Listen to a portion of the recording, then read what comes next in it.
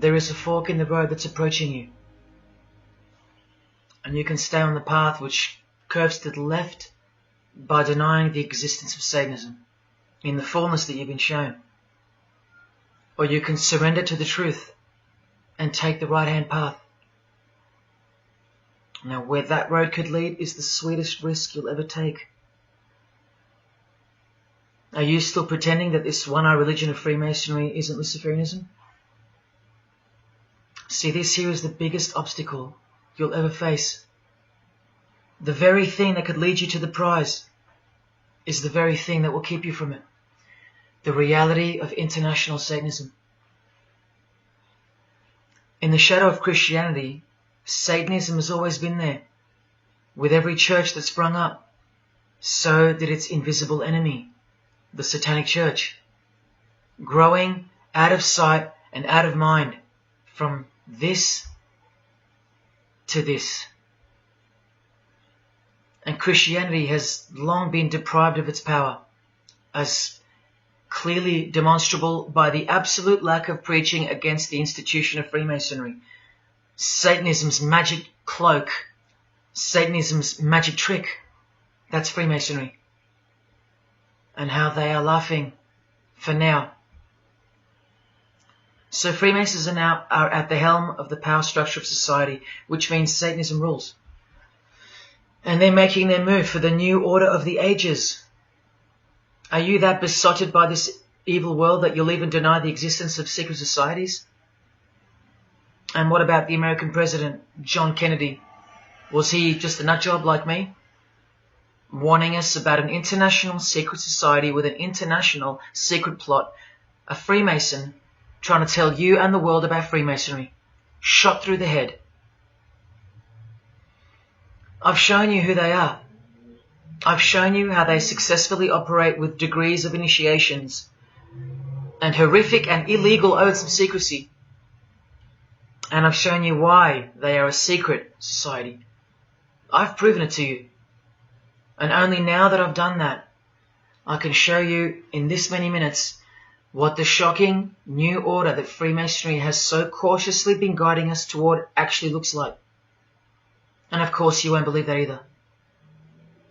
By now there's a 98.5% chance that you belong to the world. And in that case, the world can do, will do, and is doing whatever the hell it wants to with you. And when all you have is the world, you'll do anything to hold on to it. Christian or not, most of you will follow this world straight to the slaughterhouse in the name of peace, safety, and progress. Clinging to it, because all you love is inside it. Blissfully ignoring people like me warning you of who's really in charge of it. Men, women, actors, singers, businessmen, and politicians, all interlocked, whose God is named Lucifer. You've seen it with your own eyes, but now you can hear it with your own ears from this 33-degree Freemason in person, just in case the Masonic literature wasn't enough for you. Okay, define Lucifer for me. Pure, virtuous, wholesome, innocent individual that's out to help people. Lucifer is? Yeah. Say that again. Lucifer is a pure, holy, virtuous. Now, see the Lucifer that God created? That's the same one. Oh, man, this is great. I'm going to put this on the internet. God bless you, brother. Because that's exactly what the Shriners and Masons teach, is that Lucifer is light. No. And you're about those confirming hospitals? You know what, sir? Jesus said, many will say to me on that day, Lord, Lord, we did not do these good deeds in your name? And you'll say, away from me, you workers of iniquity, I never knew you. Jesus said that? In Matthew chapter 5. You've been bred from childhood to fall for the biggest lie ever told, that Satan doesn't exist. And if Satan doesn't exist, well then neither does Jesus. And while your heroes and idols know full well that they do exist. And when I say you've been bred from childhood, I mean just that. Walter Disney was a high-ranking Freemason. He's a Masonic stamp dedicated to him, and he's very exclusive Club 33, which stands for the 33 degrees of Freemasonry. And who's the god of the 33rd degree Freemason, Walt Disney? Or Walter hides the answer in plain sight, because that's what Freemasons do. Firstly, the God of Mr. Disney is wicked. See how they veil evil with a cloak of innocence? What does the word veil itself conceal? Secondly, Walter's God is horny, symbolized by the horned god of the witches. And we all know Walt Disney loves magic, which is witchcraft. So the depictions of sex are hidden in plain sight as well. Remember, lust produces life, not love. So lust is purity, lust is love for the high degree Freemason. And thirdly, he hides the number of his God's name in the open as well. No, that's not a 666 you're seeing interwoven in the design. That would be ridiculous, wouldn't it? Not even when they separate the sixes from the name, all three of them, and place them together for you like this, in plain sight. No, not even then will people see. Do you think things are any better 50 years later? Here's the eye of Lucifer in the Nickelodeon channel, and his lightning flash. Remember what they actually believe about Satan. From Freemason Helena Blavatsky's book, The Secret Doctrine, meaning the secret belief. Who is Satan? He is the angel who was proud enough to believe himself God, brave enough to buy his independence at the price of eternal suffering and torture, beautiful enough to have adored himself in full divine light, strong enough to still reign in darkness amidst agony. Helena Blavatsky is suggested as recommended reading by the Encyclopedia of Freemasonry right here. And the Grand Pontiff of Universal Freemasonry, speaking of Lucifer, Satan and the Devil on page 407, writes that to the initiate, the devil is the instrument of liberty or free will. That's who Lucifer is to them, okay? To show you how little you know of who you're dealing with and the extent of this religion's influence and power, not to mention their plans, let me jump ahead for a minute. Watch this. This is Lucis Trust. The Lucis Trust is a non-for-profit service organization incorporated in the United States in 1922, and their objective from Lucis Trust website, dedicated to the establishment of a new and better way of life for everyone in the world based on the fulfillment of the divine plan for humanity. The divine plan. A new way of life. Like a new world system. Like a new order. Now you want to see who they work for? The Lucis Trust has consultative status with the Economic and Social Council of the United Nations. The United Nations, the UN. They consult the United Nations of the world. They advise the United Nations of the world. Now look at this. The Lucis Trust's publishing company was founded in the early 1920s as Lucifer Publishing Company. The Lucis Trust says that the name was probably chosen to honor Lucifer. What on earth does a modern day consultant to the most powerful and progressive force engaged in uniting all nations under one banner, the UN, have to do with the fallen angel of the Holy Bible? The one that Jesus Christ told us would manifest on earth as a world ruler, to deceive the whole world into a new world system. Yes, that angel.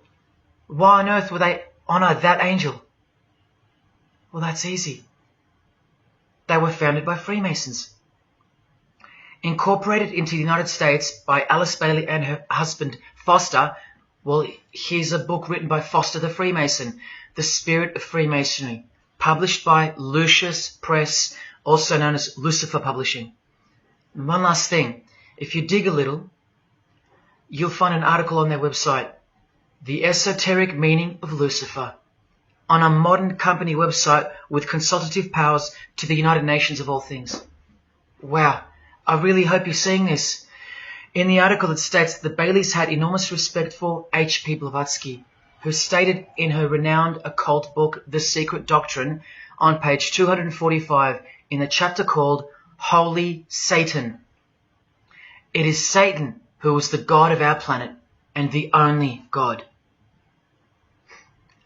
Then the article goes on to say that the Baileys sought to elicit a deeper understanding of the sacrifice made by Lucifer. Everything has been reversed. Evil is good, Jesus is the enemy, and Lucifer sacrificed himself for you, not Jesus Christ, the one who washed the feet of his disciples and the only one they fear. Modern progressive atheists do not influence world events, people.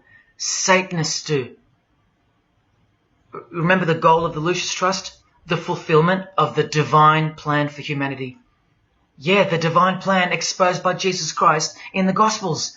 Hence their war on the Bible and the abolition of it from the school system and even from modern Christian churches who dare not preach from the book of Revelation.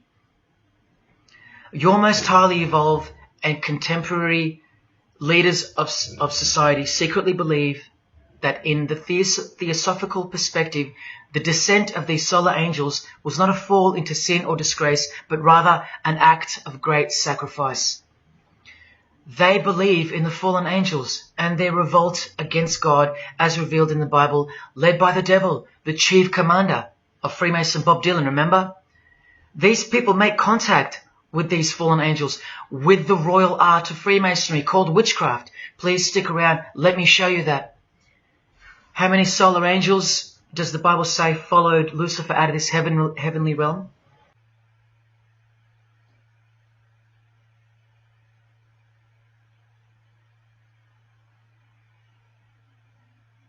A third of the angels makes 33%. Does that number sound familiar yet? 33 degrees of Freemasonry. Just a coincidence? From the Gospels again, which expose these people every time. Do not let anyone who delights in false humility and the worship of angels, and who has access to some visionary world, beguile you, trick you of your reward. You still don't believe that the false humility of the charitable fraternity of the Freemasons is behind it all? Well, Blavatsky also published a magazine called Lucifer with a woman named Annie Besant. And here's a letter written by Annie herself with the official Masonic letterhead. And here Annie signs off as a 33rd degree Freemason. Printed also in the left-hand corner, Annie Besant, 33rd degree, and a member of the Supreme Council. Undeniable and undisputable. Please don't make me prove it to you over and over. Have you caught a glimpse of who you're dealing with yet? They're all Freemasons, high-ranking. And they're all buffeted by a plethora of Masonic dupes who don't know any of this because they can't decipher the symbols and they don't care to try. They're proud and boastful and defensive of their beloved fraternity, in which they get to rub shoulders with the most important people of their suburbs, cities and towns, and in which they got on their knees to take blood oaths of death, calling other old decrepitated men worshipful master. Yet still they think it's innocent and has nothing to hide. Delusional and lost, almost beyond hope. Some of them still think it's a Christian organization, just like the founder of the Satanic Church described. What do you get when you carefully conceal Satanism with Christianity? You get Freemasonry. People, Satanism is at the core of our world, and it is behind the new order that will be implemented soon enough. It will be all done through deception. You'll be tricked. Remember how I told you that the all-seeing eye sees that we're in hell?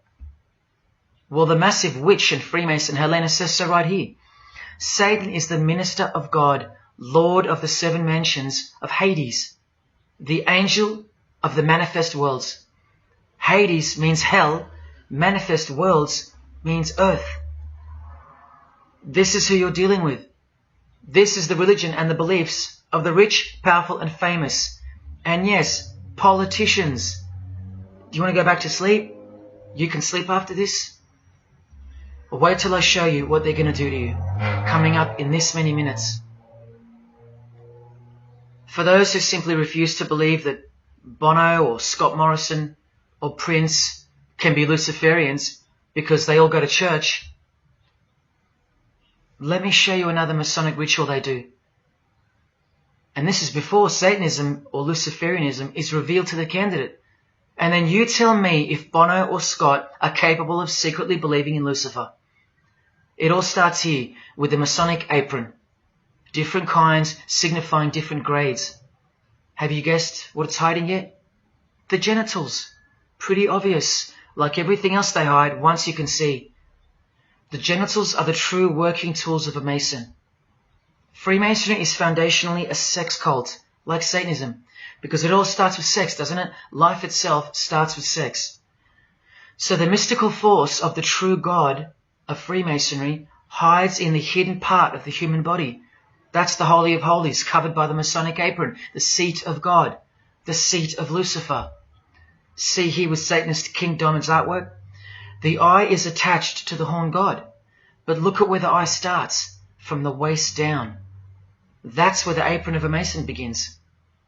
And the one eye of Freemasonry is also the one eye of the penis, where life generates and springs forth.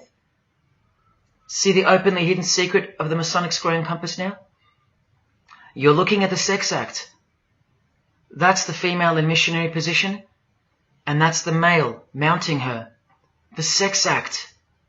And the eye in the middle, with these emanating rays, is the orgasm and the ejaculation of the penis. See life shooting forth. That's how they see the sun and the earth too. The sun is the visible penis of their true God, shooting forth life continually. The light itself is the mystical sperm of the God of this world. The sun and penis generate life, while the earth and female womb produce life. The letter G, when replacing the I in the middle of the square and compass, stands for generation, sexual generation. The practical aspect of Freemasonry and Satanism's religion is that of a sex cult. You see Rod Stewart telling you he's a Freemason? By displaying the hidden hand of Freemasonry, also known as the Master of the Second Veil, and look at his other hand, taking the Masonic apron's place for covering his penis, which is the Holy of Holies, the seat of God for the Mason. And from the Grand Pontiff of Freemasonry, Albert Pike, hence the significancy of the phallus, the penis, or of its inoffensive substitute, the obelisk. Straight from the horse's mouth, the erect penis graces us, or should I say disgraces us, with its presence in every country in the world, marking its territory. The Masonic obelisk in our face, everywhere, making its bold statement, yelling, screaming in silence. This is another reason why we're considered the ignorant and stupid masses. Another example of hidden in plain sight. And here's an erect penis on the front page of the female Freemasonry magazine, The Eastern Star. I once stood in front of this obelisk in Sydney, and I must have asked 30 people what they thought it was. Not a single one of them knew. To the Freemasons of the higher degrees, the whole universe is in fact one giant and continuous sex act. This is the structure of Freemasonry. You can take this path to the top or this path. And way up here, you have the Order of the Mystic Shrine. The Mystic Shrine is what's found behind the Masonic apron, because that's where life comes from. That's the Mystic Shrine. You have to be a 32nd degree Freemason to be asked to join the Order of the Mystic Shrine. And then, once you're inside, you can be invited to join this order, the Royal Order of Jesters. See, Freemasonry is like Russian dolls, and Satanism is at its center. Look at some of the pins and lapel designs for the Order of the Jesters. You can only join them unless you're at least a 32nd degree Freemason. Sex and debauchery. Erections. The adoration of the phallus. Masturbation. Devils. Demons. Fallen angels. This one here, mocking holiness, reference to the anus, and sodomy, anything to mock the Bible.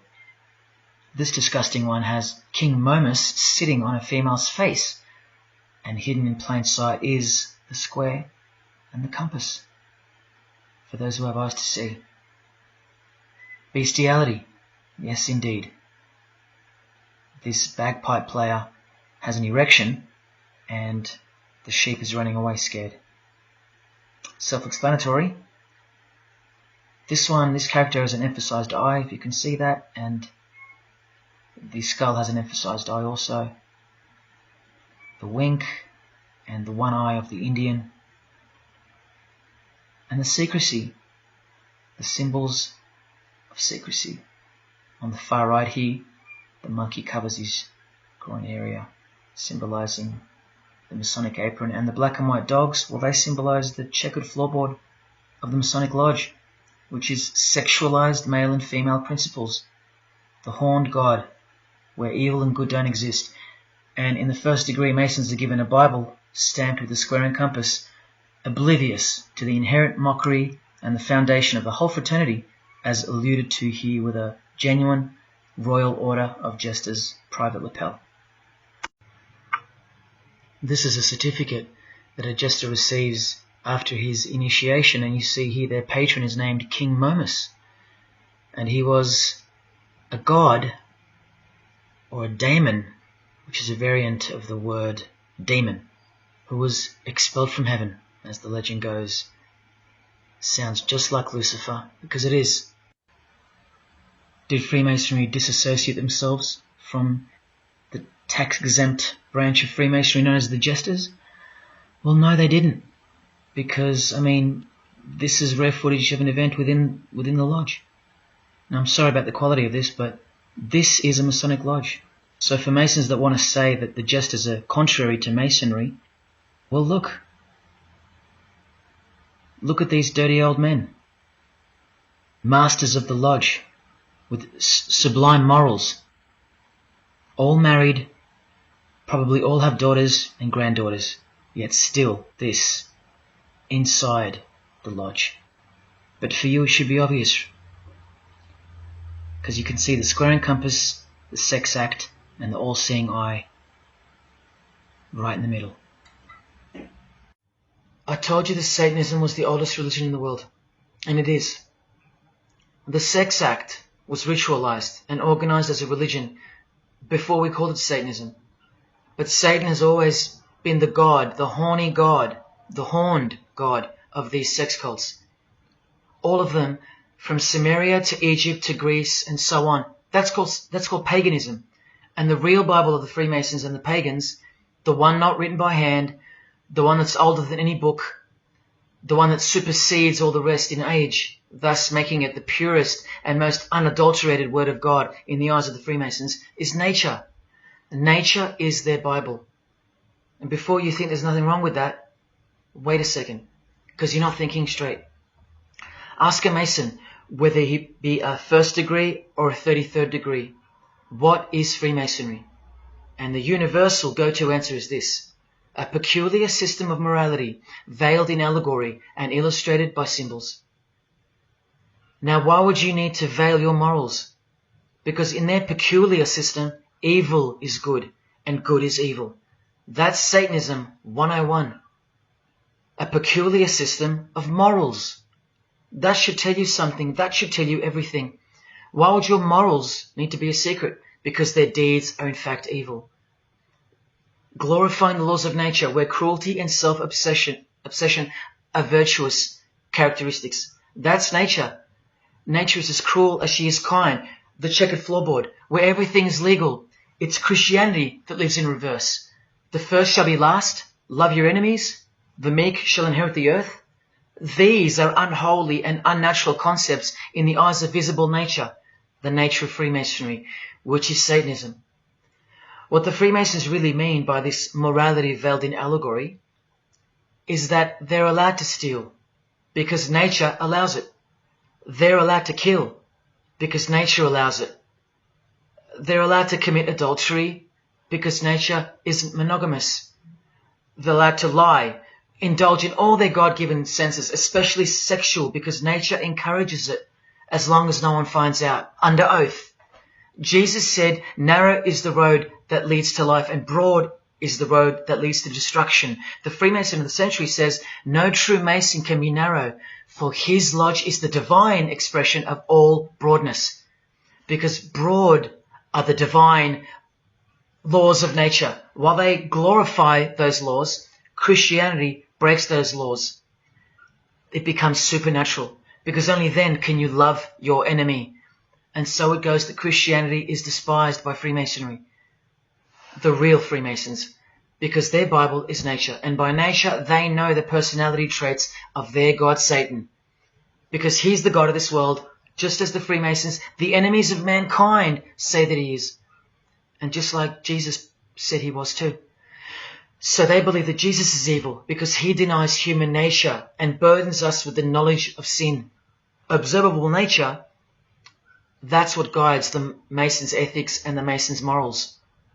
That's why they're called Freemasons. Believe you me, because they're free from moral obligations, free from sin, from guilt. They're free from Jesus Christ. These people are introducing this new system of the world, this new age. You're going to miss Christianity when it's gone. Mark my words. Because you have no rights in the eyes of nature, which is the Bible of Freemasonry and Satanism. And soon that will become painfully plain as a fact of life. Now please, I give you fair warning of what's to come in this presentation. It's very disturbing, or at least it should be. But cause to celebrate follows the disgusting things you're about to see. This is precisely where my own life and well-being come into danger. So let me say this right now. If you hear of my sudden death, or of my possession of 0.5 kilogram of cocaine or child porn, or my overdose or my suicide, remember this video. And if something so unfortunate should happen to me, may it serve as a catapult to you and as a remembrance of the conclusion to this presentation, which is this many minutes away. Do I really think they're going to make me pay for this video, for breaking my oaths?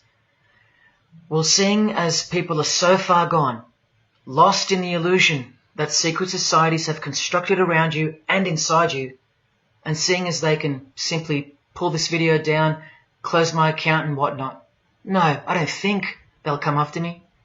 But if they do, let me say this to the Grand Lodge that orders my demise right now. Jesus wins.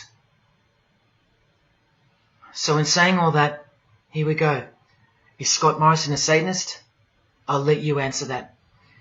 Here is a ritual that Scott and every Freemason from this guy to this girl have performed. There is one Masonic apron you'll never see being worn. This one. And when I bumped into it, I thought it was a fake. Until I found this in Richardson's Monitor of Freemasonry, official Masonic literature, written for Masons only. On this page, what is that head doing there? You'll find out in a sec. Let's read the description of the apron worn in this degree. Speaking of the initiates, it states, they wear white aprons sprinkled with blood red and lined and bordered with black. On the flap of the apron, a bloody arm holding a dagger, and on the apron, a bloody arm holding a bloody head by the hair. Now this is why there's an illustration of a decapitated head. And this is going to become to a bone-chilling conclusion. So during this ritual, the candidate removes the blindfold and discovers a basin of water with a tumbler beside it. He is also astonished to find a human head lying on the floor. The master of ceremonies returns and directs the candidate to take up the knife in his right hand and the head in his left. Yes, this Pope, this rock star, this pop star, this actor, this actress, and this beloved Prime Minister. This is what they've done. All of them, hands down. And you thought all you needed to be is talented to succeed? No, you need to belong to the secret society called Freemasonry. And believe me, when you belong to them, you belong to them.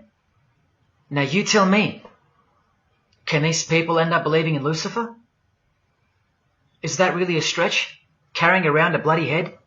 Swearing to have your brain cooked, tongue torn out from the roots if you ever reveal anything? No, the stretch is that you think they couldn't believe in Lucifer. That's the stretch.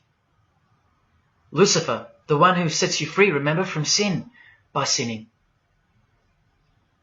Can you now see the bloody spirit of Freemasonry lurking behind the veneer of charity and the veneer of Christianity? Because Scott Morrison goes to church, apparently. The Pope is a Christian, apparently. But look at these people. So-called Christians, or Christians, gathered around a giant erect phallus in the middle of the Catholic square. This is Freemasonry, the demolition of morals, the creation of hypocrisy, and the demolition of true virtue. These minds are directing the future. Now, to be fair, I don't know if these heads are real heads. I never got that far to find out. But I will tell you this. All the skulls they use they're real. All the skeletons they use they're real. And they run every single noteworthy funeral home in Australia and the world. I know that personally and for a fact. Once again, you are only seeing the tip of the iceberg, because I can't bring myself to tell you about what I really know of the rituals that come after the 33rd degree Freemasonry. For as much as they celebrate life in various grotesque ways, they also celebrate death in ritual form, which are the things I can't speak of to you. They have to celebrate death in order to prove that they can see things through the all-seeing eye, the one that sees above evil and above good, the checkered floorboard where things kill each other to live, where life is cruel, where morals are broad. There is no sin. There is only nature. See, these Masonic rituals are designed to desensitize the candidate further and further in preparation for the raw truth of Satanism, the truth which is plainly stated by the Grand Pontiff of Universal Freemasonry. Lucifer is the light bearer, and that you should doubt it not, from their own literature and from their own mouths. Until finally the candidate's introduction into the royal art of Freemasonry, witchcraft, the ancient craft. Why do you think that witchcraft has disappeared? It never disappeared. It was hidden, forced to go into hiding by the appearance of Jesus on the human scene. Another reason why he's passionately hated, and soon him and his ways will be done away with in this new world. And so will your rights. You still don't believe me? You're still doubting all the evidence, like the Freemasons are counting on you to doubt. Well, remember from the Encyclopedia of American Religions, the continuing impact of speculative modern Freemasonry provided fertile soil in which new magical orders could grow. Watch this 2-minute clip. I can vouch for every single thing you hear come from the former Masons' mouths. In the initiation in Freemasonry, we had to be recommended by another Mason. Well, in order to join witchcraft, you have to be first screened. You have to be recommended by somebody currently in witchcraft. Well, when I was initiated, I was blindfolded and bound by a rope, and on your bare chest was thrust the point of a spear. In witchcraft, we were initiated through a very involved ritual, initiation ceremony, wherein the candidate was led blindfolded, bound by a rope, to the edge of the magic circle. And the rope is around your neck and your lid forward. And up front, at the eastern end of the building, is a person who's a worshipful master. And you kneel down before him as if he were a god. You were met by the high priest or high priestess at that time, usually with a sword to your chest. When I went to enter the lodge, a sharp object was put to my left breast. And I was warned that should I reveal any of the secrets of Freemasonry, to know what to expect. When you're presented before the high priest, a sword is held against your chest, and you actually take a blood oath, promising to remain faithful to the secrets of witchcraft. Well, when you are in the room, this blindfold is taken away from you, and this is a time when they say that you're coming from darkness into light. During the initiation ceremony, the initiate is led by the lieutenant of the high priest and is challenged at the edge of the circle by someone saying, "Who goes there?" And the answer is, "One from the world of darkness." In Masonry, the prayers are ended with "So mote it be." Oh, and one of the other aspects of, or distinctives of the craft was that we would always end any spell or ritual where we released the power, this is where the power was released, with the word "So mote it be." By now this should sound like a stupid question, but why do you think that the initiation ceremonies into witchcraft are almost identical to that of Freemasonry? I'm not even going to answer that. Come on, people, wake up with me. Here's Kylie Minogue, a Freemason, okay? Hidden hand of Freemasonry and the one-eye symbolism of the god of her religion. Now here she is giving the vow of silence, but what the masses fail to see is what's written on the book she's holding. Witchcraft. The royal art of Freemasonry. This is what her vow of silence is referring to in the picture. Yes, Kylie Minogue is a witch. And if you're still that deluded by the magic wand that is television, entertainment, movies, media and whatnot, then you'll no doubt fail to use the incredible eyes that God gave you, from which to see the real world with, the evil world, where Satanists are at the helm. The ban on witchcraft was only officially lifted in England in the 50s, after more than 1500 years. So that tells you who's in control now. And when I give you a glimpse into witchcraft in a minute, you'll see why it's evil. And why it should be anything but legal. Even when using it for so-called good. Because the well they draw from is poisoned. But thanks to propaganda, the craft of the witch has been absorbed into the realm of fantasy. Justin Timberlake here is also referring to magic in this cover art, with the all-seeing eye looking through the number of their god. Magic.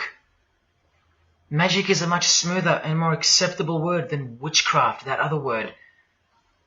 That word still retains its ferociousness, its true character, but that word has been sterilized.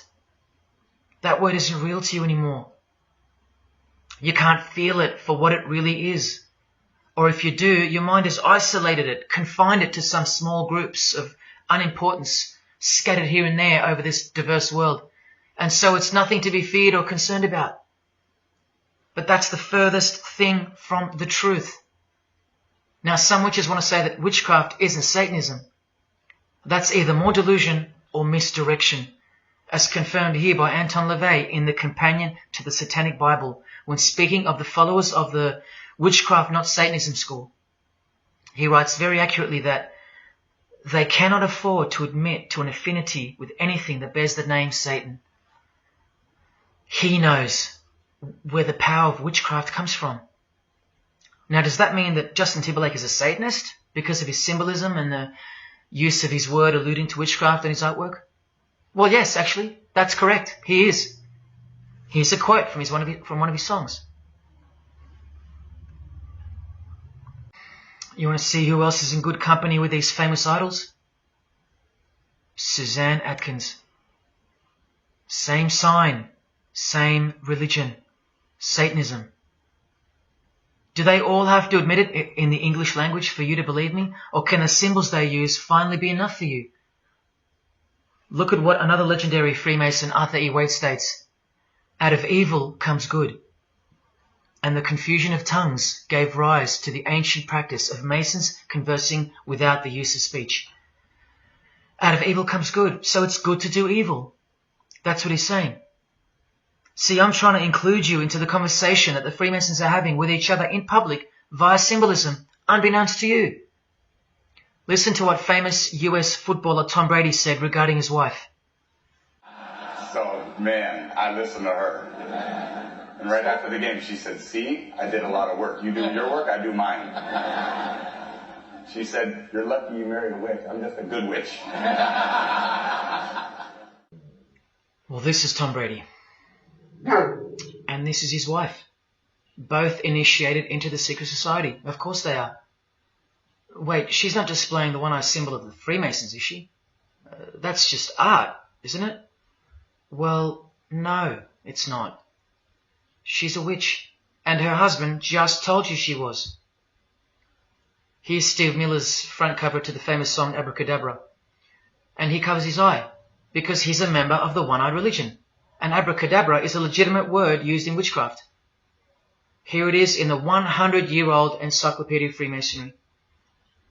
Why would the word abracadabra be in the Encyclopedia of Freemasonry, the fraternity that runs charities, hospitals, nursing homes, and that secretly supply us with popes, presidents, prime ministers, kings and queens, and the bulk of our entertainers? Why?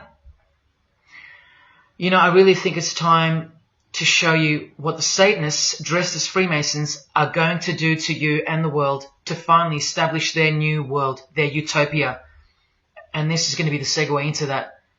This is my last practical example of Freemasonry's satanic roots. And then I'll close this presentation with the most shocking thing you'll see or hear. You probably won't care, but to the precious few who remain, I will send you off with the greatest and most beautiful shock of all.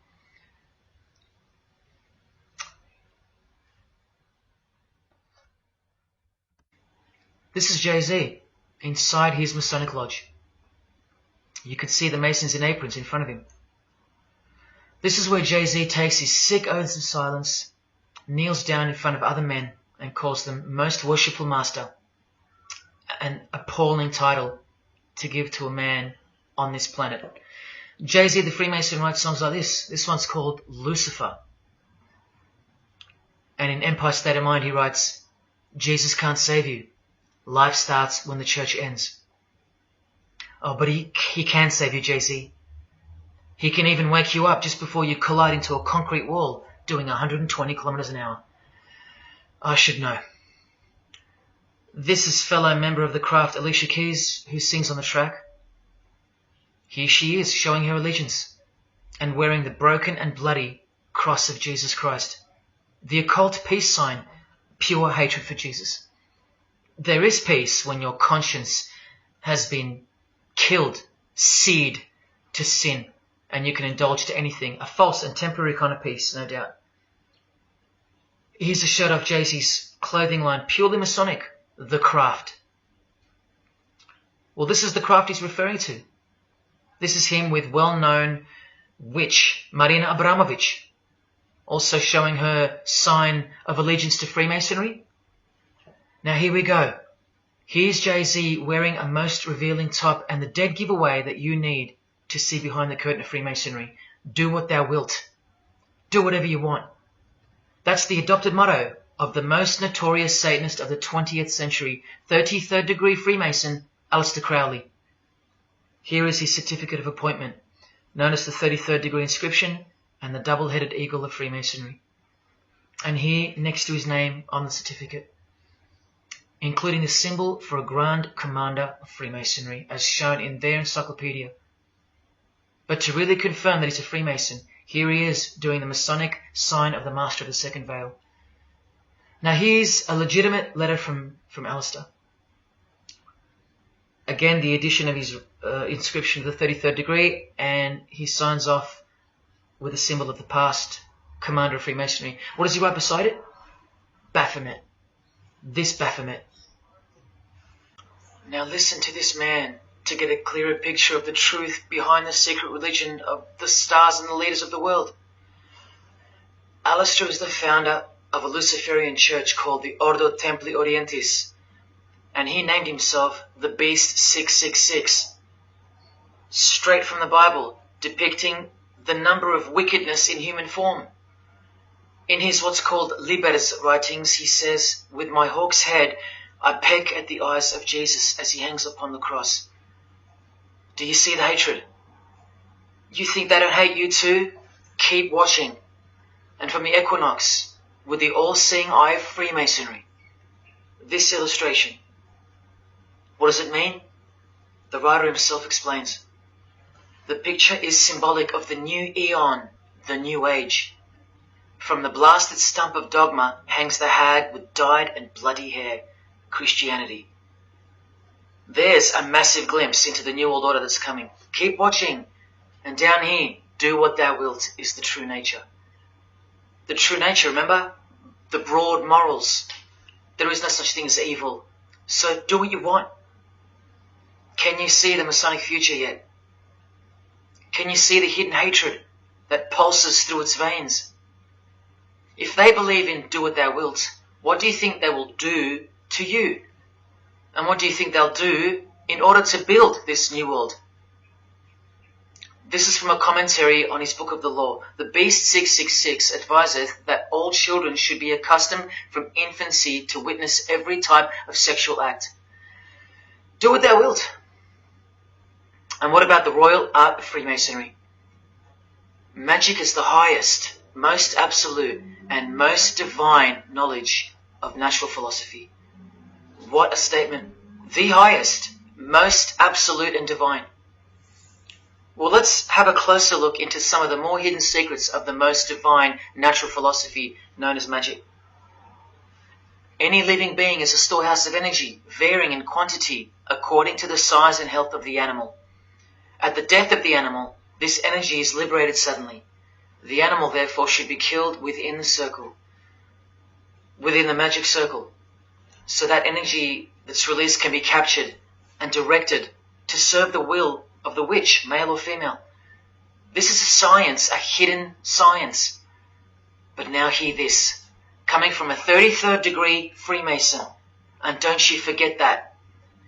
For the highest spiritual working, one must accordingly choose that victim which contains the greatest and purest force, a male child of perfect innocence and high intelligence is the most suitable sacrifice.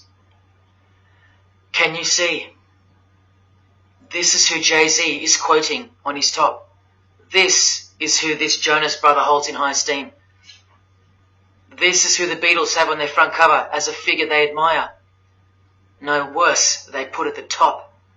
This is the same picture of the front cover in a mirrored form, and after some kaleidoscoping, you'll find this. Fellow Freemason Aleister Crowley sits at the top, and down the bottom there even appears the phallus with the testicles, and up here the vesica Pisces, also known as the vagina. Does this picture make more sense now? All Freemasons, yes indeed. And by the way, that's where Jay-Z got his symbol from Satanism, as portrayed here by Satanist and Freemason Aleister Crowley and by Satanic Church founder Anton LaVey. Does anyone still think that Freemasonry isn't Satanism in disguise? Let's finally take a peek into the royal art of Freemasonry. And this is the briefest way I can show you from the complete book of Magic and Witchcraft. This is a practitioner's manual, not from some bogus author trying to expose witchcraft. Just so you can get it through your head that this is real and this is protected. The writer or compiler of this God-forsaken book warns the reader that the recipes may seem disgusting, that the knowledge revealed has been forbidden, and has caused suffering and death to witches and the victims of witches. You don't think witchcraft was a serious menace in times past and present? Come with me, and I'll show you how bad this menace actually gets, as the world's most powerful and secret religion moves ever closer to fulfilling its biblical destiny, and it will. Close your eyes or not, it will fulfill its destiny. Firstly, let's connect this sick art straight to modern Freemasonry with the word abracadabra, both written in triangular form, from the Manual of Witchcraft and from the Encyclopedia of the Secret Society that your Prime Minister belongs to. And just like high-ranking Freemasons, male and female witches also drink out of a human skull. But here the practitioner drinks wine, in which they first dissolve or boil the brains or heart of an animal, before consuming it all from the human skull. In this ritual, the initiate is instructed to drink in the night at spring water, out of a skull of one that hath been slain. That's right, out of the skull of a human who's been murdered or sacrificed. Otherwise, eat a pig with a knife that slew a man. Please don't turn away. Look straight ahead and open your eyes to the planet you are on, because the real monster under your bed doesn't actually go away when you close your eyes. In other rituals of the craft, you burn a rooster while he's alive. With the use of a poisonous plant used in ointments and potions of witches, you can assure death and destruction on a victim. You want to make a female enemy sterile or a male enemy impotent for the rest of his life? Otherwise, you can just kill them. The hand of glory is the severed hand that is dried and preserved to be used in black magic. Yes, a dead human hand. A black circle is most effective for operations of evil. The use of blood and sex in ritual was considered helpful for obtaining the necessary energy to successfully work magic or achieve mystical insight. But here's where the darkness thickens even further. Animals such as black cats or children may be sacrificed, and participants may drink the blood of the sacrifice. And just so you know that Stanley Kubrick wasn't joking, an orgy of participants sometimes follows the mass. No remorse, just science, the science of witchcraft, the royal art. And here, what's necessary for the working is the fat of young children, dead children. How many children do you think go missing in Australia every year? That's how many. And what about the world? Is it 1 million?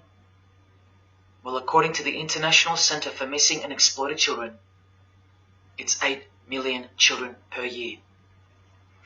Do you think that the highest, most absolute, and most divine knowledge of natural philosophy has anything to do with that? Any chance of an international secret system that is bolstered by initiations and degrees and bound under the most brutal penalties that the human mind can ever devise? Do you think that has any involvement? Any chance of that? Am I saying that this Freemason has sacrificed children? No, I never said that. But did he ever even remotely mention the secret societies? Did he ever try to warn you? Educate you? No, he was under oath. Am I saying that these Freemasons have sacrificed children? No, I never said that either. But have they ever warned you about the secret society that believes that Lucifer is the savior? The society functioning right under your nose, that secret society? No, not a chance. Julia Gillard admitted she belonged to one, but that's about it because they're all under oath. So where does this ancient craft originate from?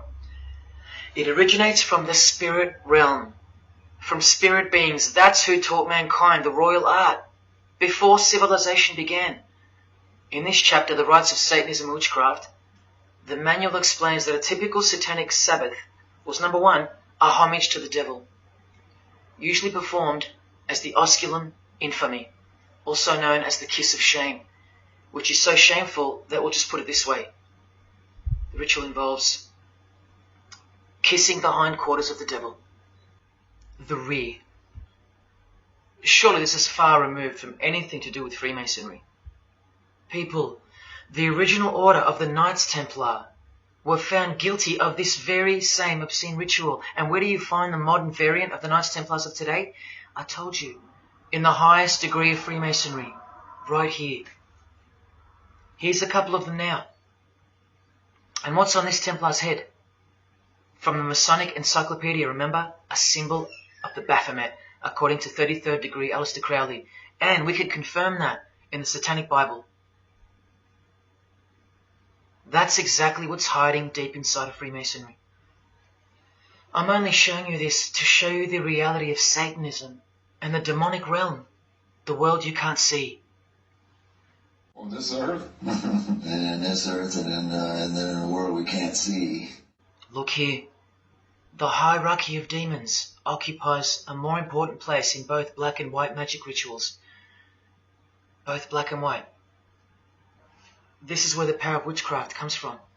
And this is the reason these bizarre rituals actually function and actually work. Because after the ritual is performed on earth, its effects are carried out to their conclusion in the spirit realm by spiritual beings or demons, actual demons. The reality that is hidden from you. Because if you found out that Satan was real, then that would have to make Jesus Christ real too. And he is the one they hate. And if Jesus Christ is real, that changes everything. And this is how much they hate him. The prayer that Jesus taught his disciples is performed backwards. The high priest is sometimes naked. A prostitute assists him, and a naked virgin, who may later be deflowered, is the altar. Everything that is sacred is defiled, and everything that is filthy is honored as pure. Because of their burning hatred of Jesus Christ, just as he's hated by the fallen angels that they worship. It gets worse when you hear what they use as a substitute for the bread that Jesus broke and told his disciples to eat in remembrance of him. A wafer which initiates me with this, this, and this. Or the name of Satan may be written upon it. And this isn't even witchcraft. This is just a ceremony announcing who they love and who they hate. So is Satan real? It continues to state in the hierarchy of demons at the very top, Satanakia, whose title is the Commander-in-Chief. What did Bob Dylan, the Freemason, call the one he made a bargain with? Should I ask who you made the bargain with? with the chief commander.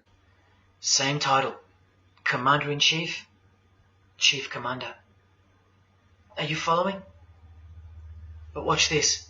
In case the darkness is getting a little too thick and encompassing for you, let's shine a little light. The true light that only the Gospels can supply. Speaking to us humans and revealing something about Satan, the Gospels state, you follow the spirit of the age in this world system as dominated by the commander of the spiritual powers of the air.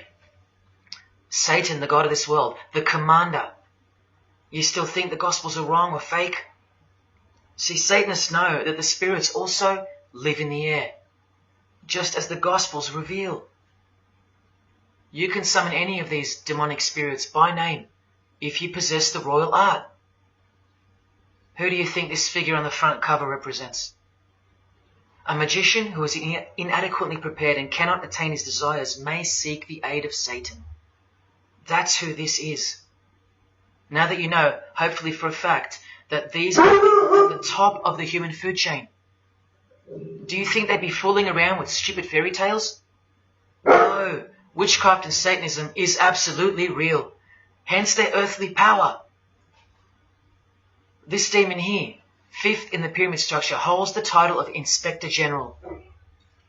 And what's the title of the highest degree in Freemasonry, who exists in every local lodge in every suburb, a suburb near you? Inspector General. Same title as the living demon. Do you believe me now? You can even conjure Lucifer himself, or be Beelzebub, who the Gospels call the Prince of the Devils. Both of whom are listed as superior spirits in this book of witchcraft and magic. I can show you so much more from this disgusting book, but I'll cut it off here with the seal of Saturn, a demonic sigil from the complete book of magic and witchcraft. And this is his seal. Can you see? Do you see?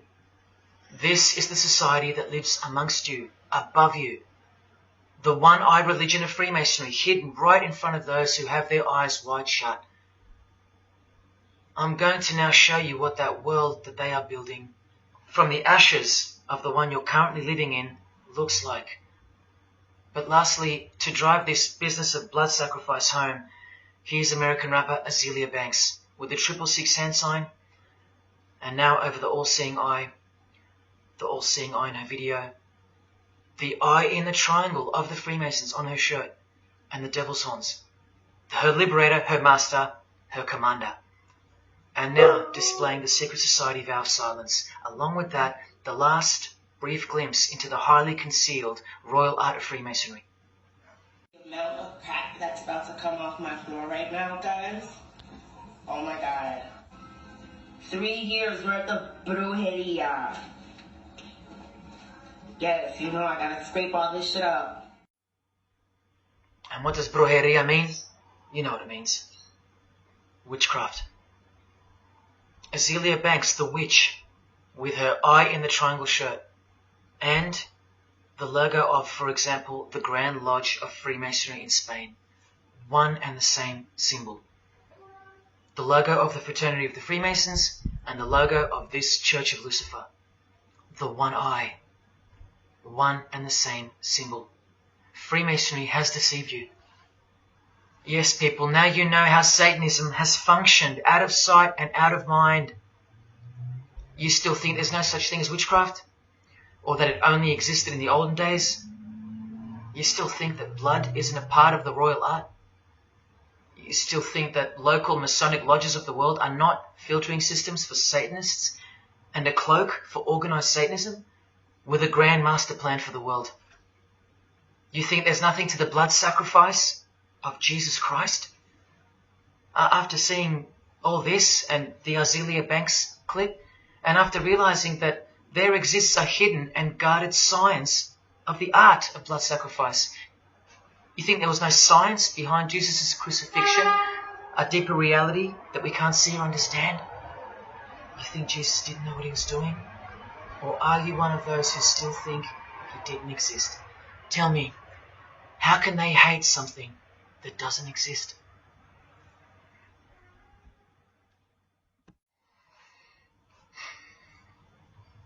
If only you could hear from some other Freemasons who have the courage to break their oaths. But you won't. You won't. This is probably it. But I once heard from a Freemason, an honest one, in about 2016, after I posted this picture on Facebook. He knew. He knew the truth. Just like you do now, or just like you should. And he wrote to me. And he said, by the time we are done, every church will be a brothel. Well, in case you think that that's impossible, this is a fashion show that was held in a church, a real church, and it was organized by high-ranking Freemasons, who you will see now to be Satanists. Designed to be a heart-wrenching mockery and a colossal sign of the times, this event. Just so you know, it's a Masonic production. Here's the inside of a lodge. See those twin pillars? Well, here they are. See the Masonic checkered floorboard? Well, there it is. See the Masonic square and compass? Well, there it is. And do you see the eye of Freemasonry? Yeah, there they are. The lower square in the square and compass has been disfigured so that as to not make it too obvious. But now that we've established that, here is the spirit of Freemasonry, as displayed through just a few of the models. This one wears the horns of the Baphomet, the horns of Satan, with his all-seeing eye in the background. More horns. This model wears the all-seeing eye, as does this one. And this disgusting thing with another huge all-seeing eye of Lucifer in the background. Then there's this, with a satanic pentagram on her face. And finally, this male model in a skirt with two satanic inverted crosses of Jesus Christ on his top in a church. Oh, the morbid victory of the Freemasons. Unstoppable. For now. When people like Lady Gaga cover one eye while wearing an inverted cross, and you don't see the connection of the one eye symbolism to Satanism, then your observational skills have been compromised. In the span of 2 days, I saw these ads in my local shopping centre. And that alone tells me that the satanic age is here, manifesting all around us, seemingly invisible, while you look straight ahead through the symbols.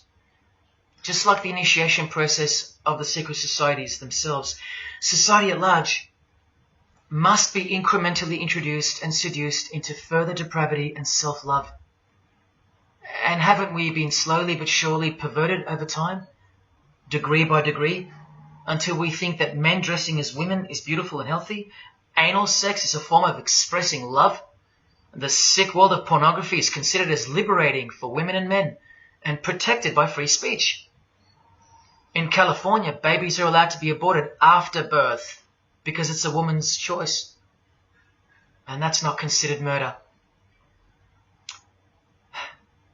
A world where we should applaud young children like Desmond is amazing, cross-dressing while he dances for gay men at a gay bar on a podium because he's paving the way for the kids of the future.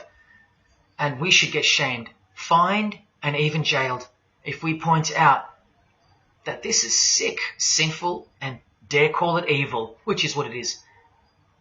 What spirit is behind Desmond is amazing? Oh yeah, an evil spirit, no doubt about it. You think Freemasonry and their peculiar morals aren't behind the decline of Christian morality and morality worldwide? It's all by design.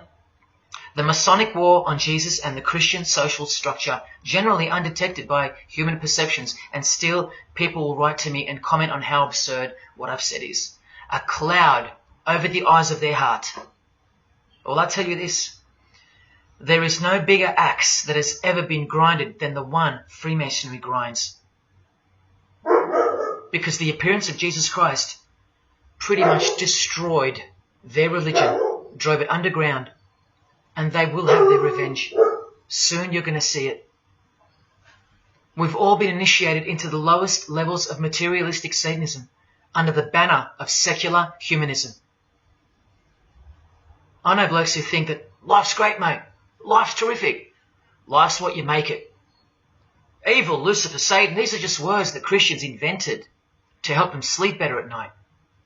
There are no cults. There are no conspiracies. John F. Kennedy's speech about secret societies plotting against the world, that's not relevant anymore. That's history. There's no such thing as Satanism amongst civilized people. Oh, children, when darkness comes to your door, takes your wife, takes your health, your job, your home, your freedom, your children, then you call out, oh my God, this is evil. Why is this happening to me? Well, here comes the darkness. Here comes the evil. You want to know what the New World Order looks like? You want to know what the future holds? You want to know what horror is coming to our planet? As Jesus told us, for then there will be great distress, unequaled from the beginning of the world until now, and never to be equaled again. Ladies and gentlemen, welcome to the Masonic New World Order. These are the mysterious Georgia Guidestones, also known as the American Stonehenge. They are a set of granite monoliths which were constructed in 1980 and funded by an unknown and anonymous group and commissioned by a man using the pseudonym R.C. Christian.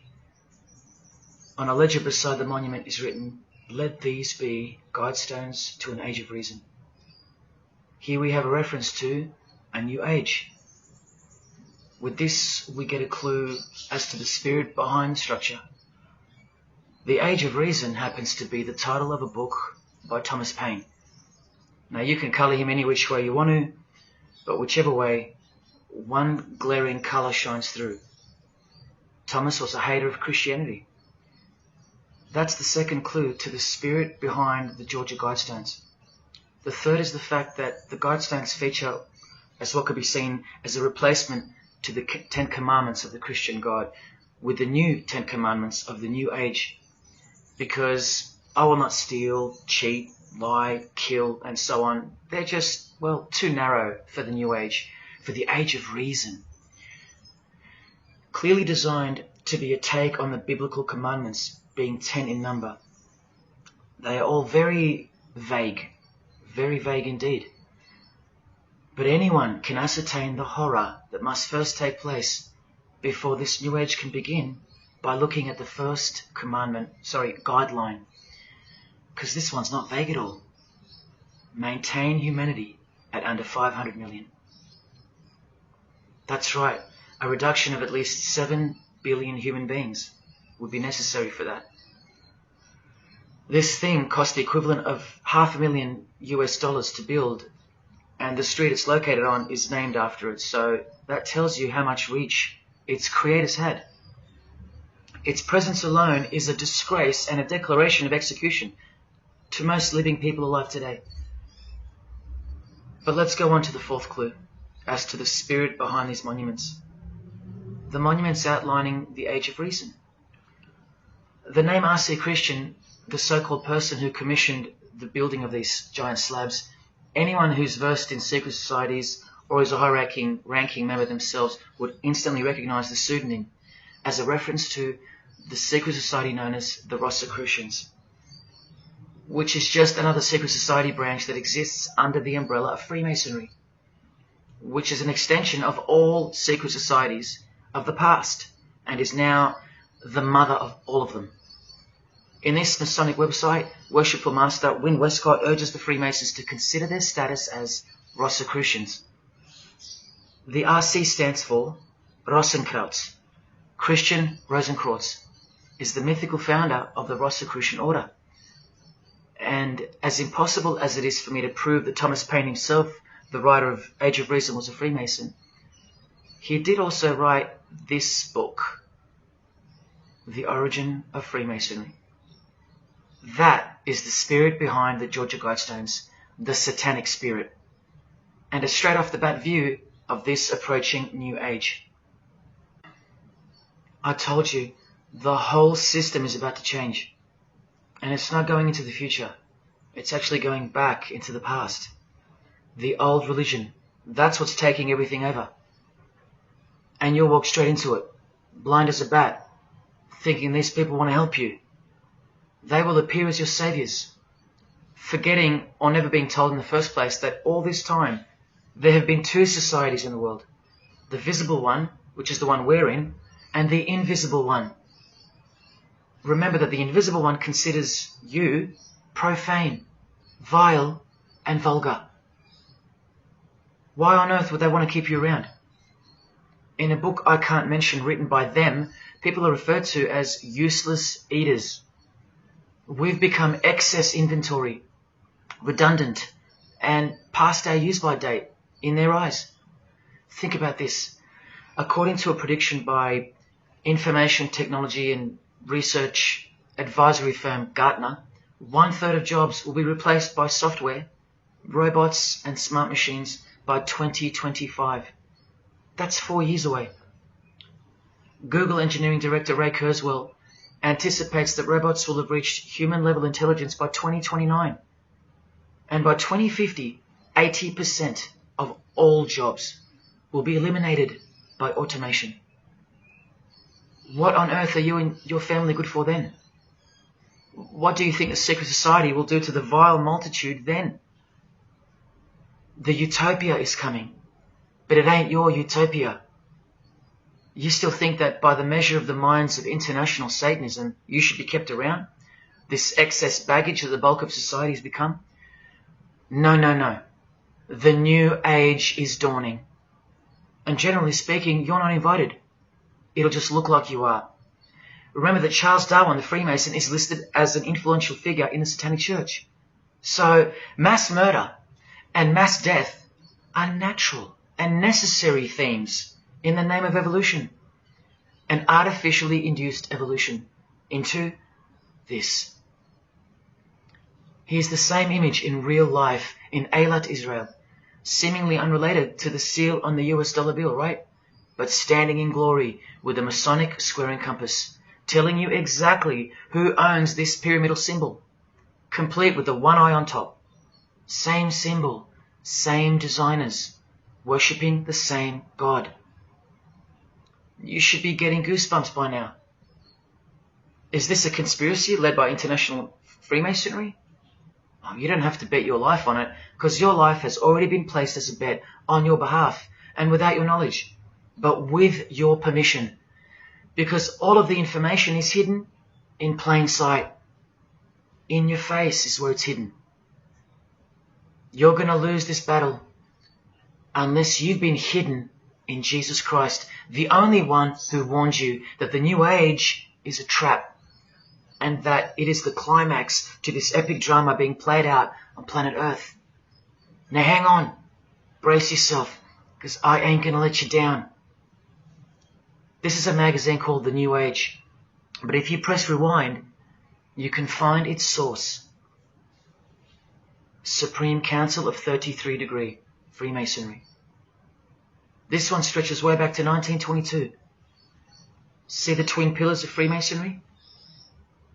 Look, this is 19th century Freemason and New Age pioneer Helena Blavatsky on the cover of this edition. She's the one who wrote that darkness is absolute light, and that Satan is the god of our planet, and that we are in hell. But do you think the readers of these magazines are told that? No. Darkness is sold as light. Satan is disguised, and it's him in the details. This Masonic New Age magazine was the precursor to all magazines and trends, promoting the great deception of self-love and spirituality. Meanwhile, you're feeding off the plate that Luciferians serve you. Look at how the Satanic Bible in 1966 reveals the reality behind the curtain. Evidence of a new Satanic age. A new age. The new Satanic age. All rigged and all propelled by Freemasonry. Satanism's magic cloak. After all, and I think you should have guessed by now that Anton Szandor LaVey, the founder of the Satanic Church, the one who vowed to help destroy Christianity, is himself a Freemason. I can't prove it to you, but I know it, because of not only his obvious fondness of the fraternity of the Freemasons and the mention of it in his Satanic Bible, and its vital role in the Satanic takeover, but also because of the symbols, specifically this one, generally called the Devil's Claw or the Lion's Paw. Freemason James de Rothschild displaying the Devil's Claw or the Lion's Paw. X Factor's L.A. Reid showing the Devil's Horns next to fellow Freemason Avril Lavigne. The Secret Society sign for the Devil's Number, and displaying the Devil's Claw over and over. The better example is with New Age guru Annie Besant, co-writer of Lucifer magazine and 33rd degree Freemason, also showing the Lion's Paw here and here. But the best example I have is with Aerosmith, guitarist Joe Perry clearly displaying the sign of the Master of the Second Veil of the Freemasons, and right next to him, Steven Tyler, doing the Lion's Paw. Clearly both Freemasons, secretly showing their allegiance with symbols. And here's Anton LaVey displaying the same Masonic symbol.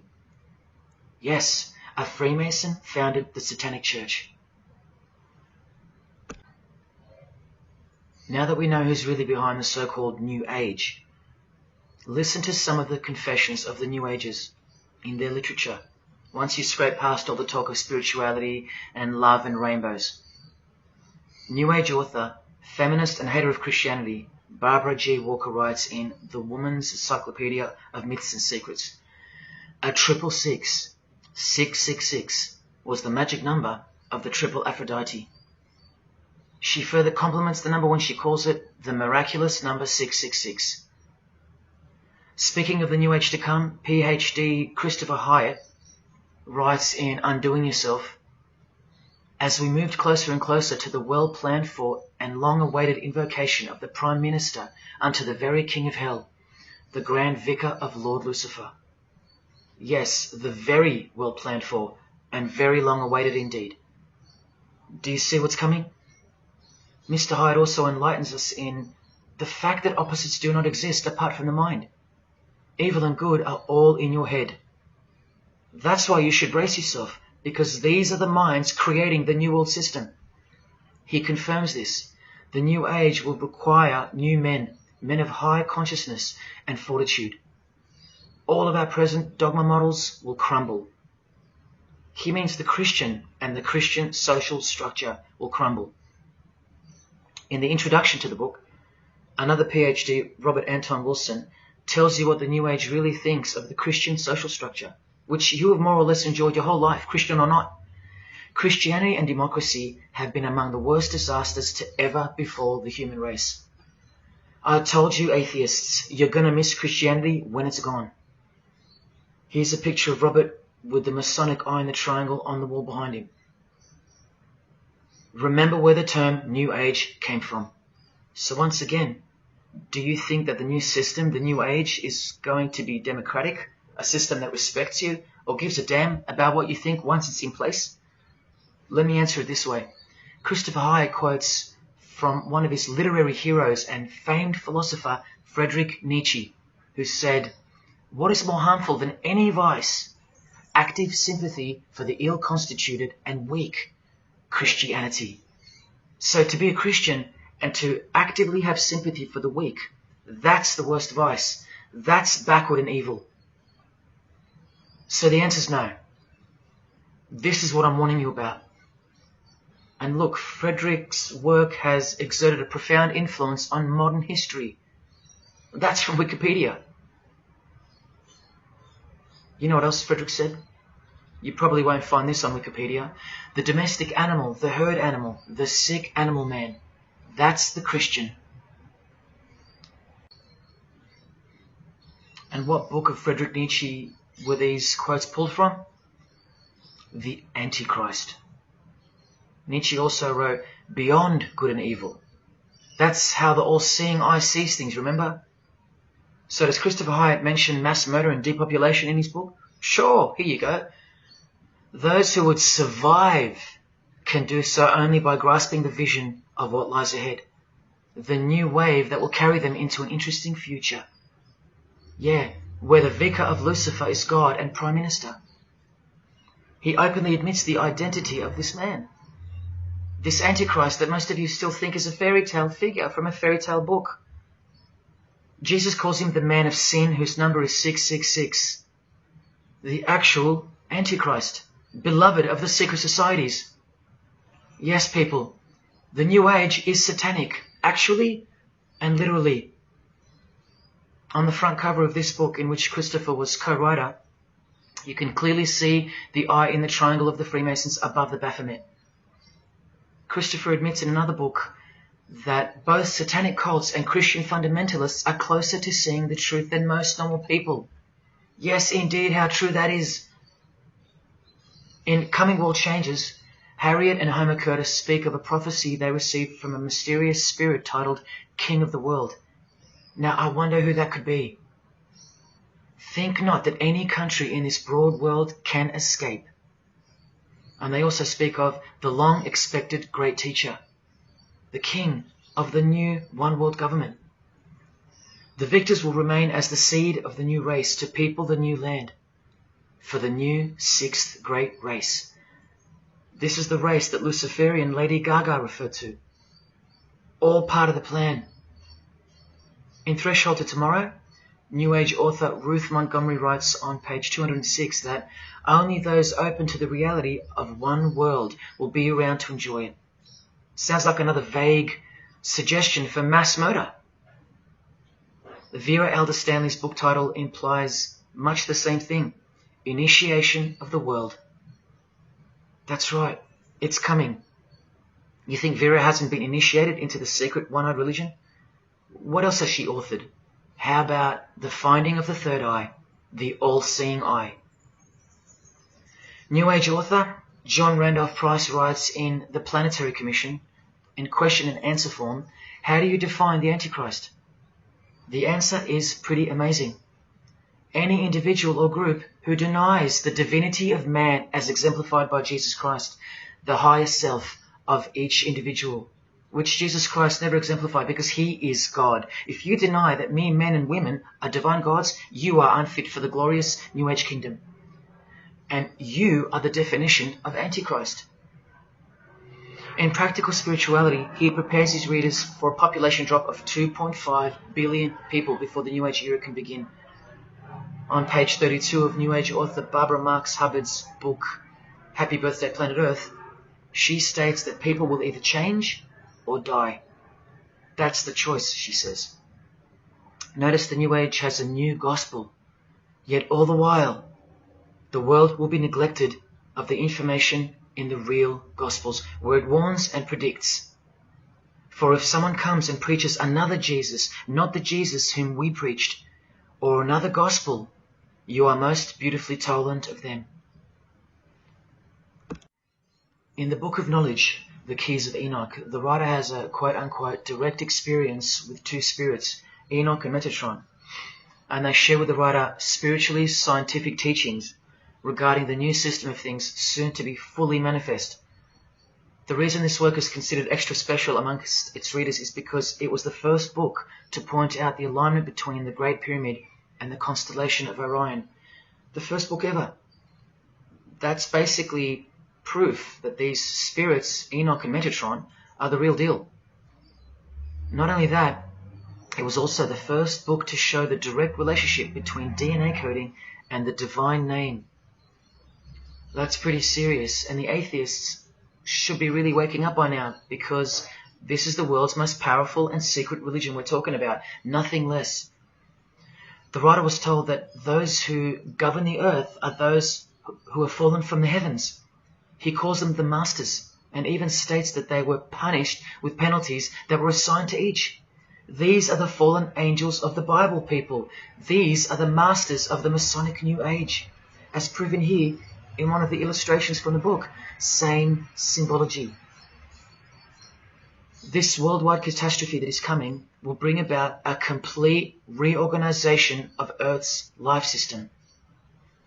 And like all high-grade initiates of the secret societies, every attempt is made to bring positivity to the number of the Vicar of Lucifer. I was given instruction to use the specific light harmonics 666, 999, and 12, 12, 12. The spirits further inform the writer of the Keys of Enoch that the pattern 666 is used to identify you with respect to the earth's vibration. The number of the beast of the Book of Revelation of Jesus Christ is not only being glorified, it's manifesting in the world. And from another illustration from the book, once again, the same image we see being used over and over with the eye on top of the pyramid. This is the secret religion that encompasses us and has been influencing us for decades upon decades. 2 to 3 centuries, in fact. Just like the Gospels explain, this is an absolute counterfeit of the truth. Christ is mentioned everywhere, but not Jesus Christ. No, this is the Antichrist spirit, who will eventually manifest and appear to the world as one man.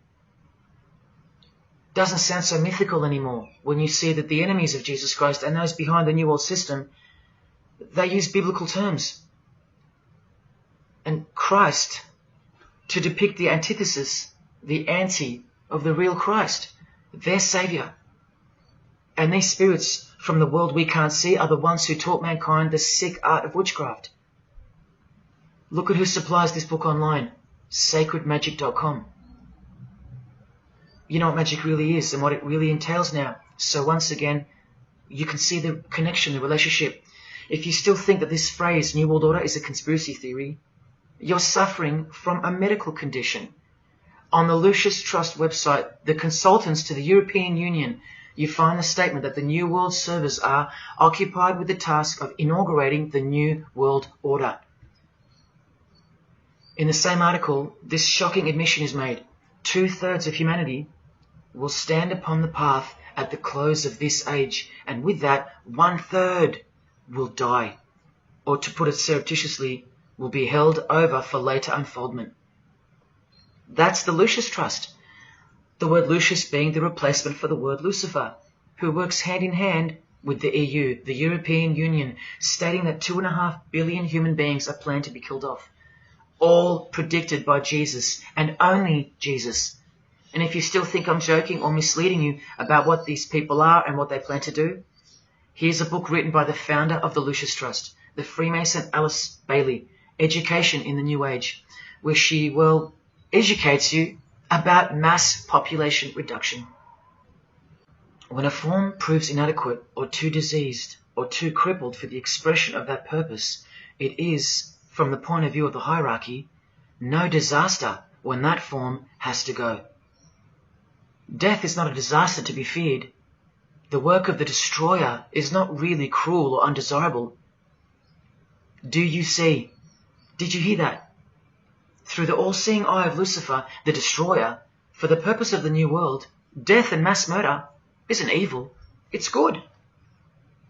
And Alice Bailey in The Labours of Hercules also tries to re-educate us and protect that God-forsaken number, predicted in the Gospels to be associated with evil.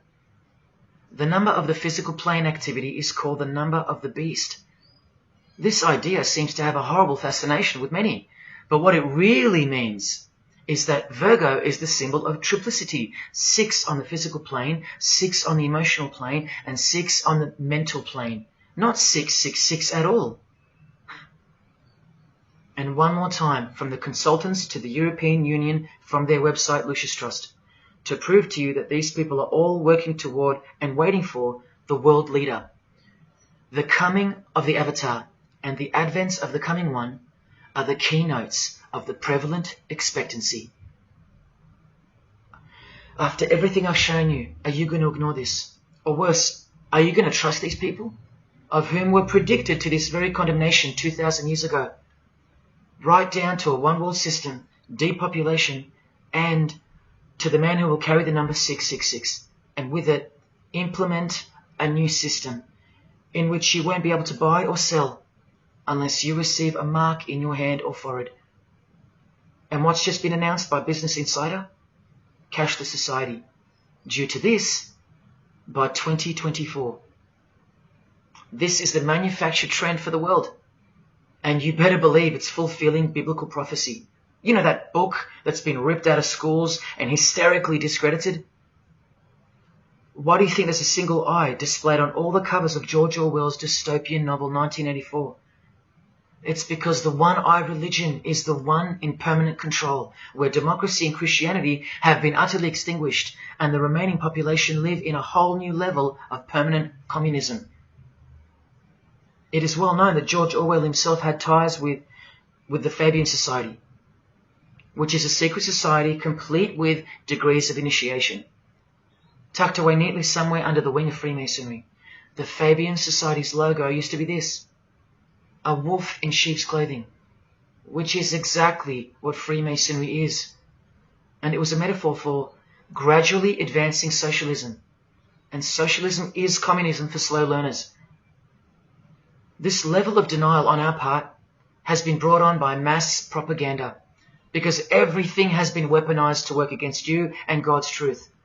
Education, entertainment, and economics. You're a slave to each one.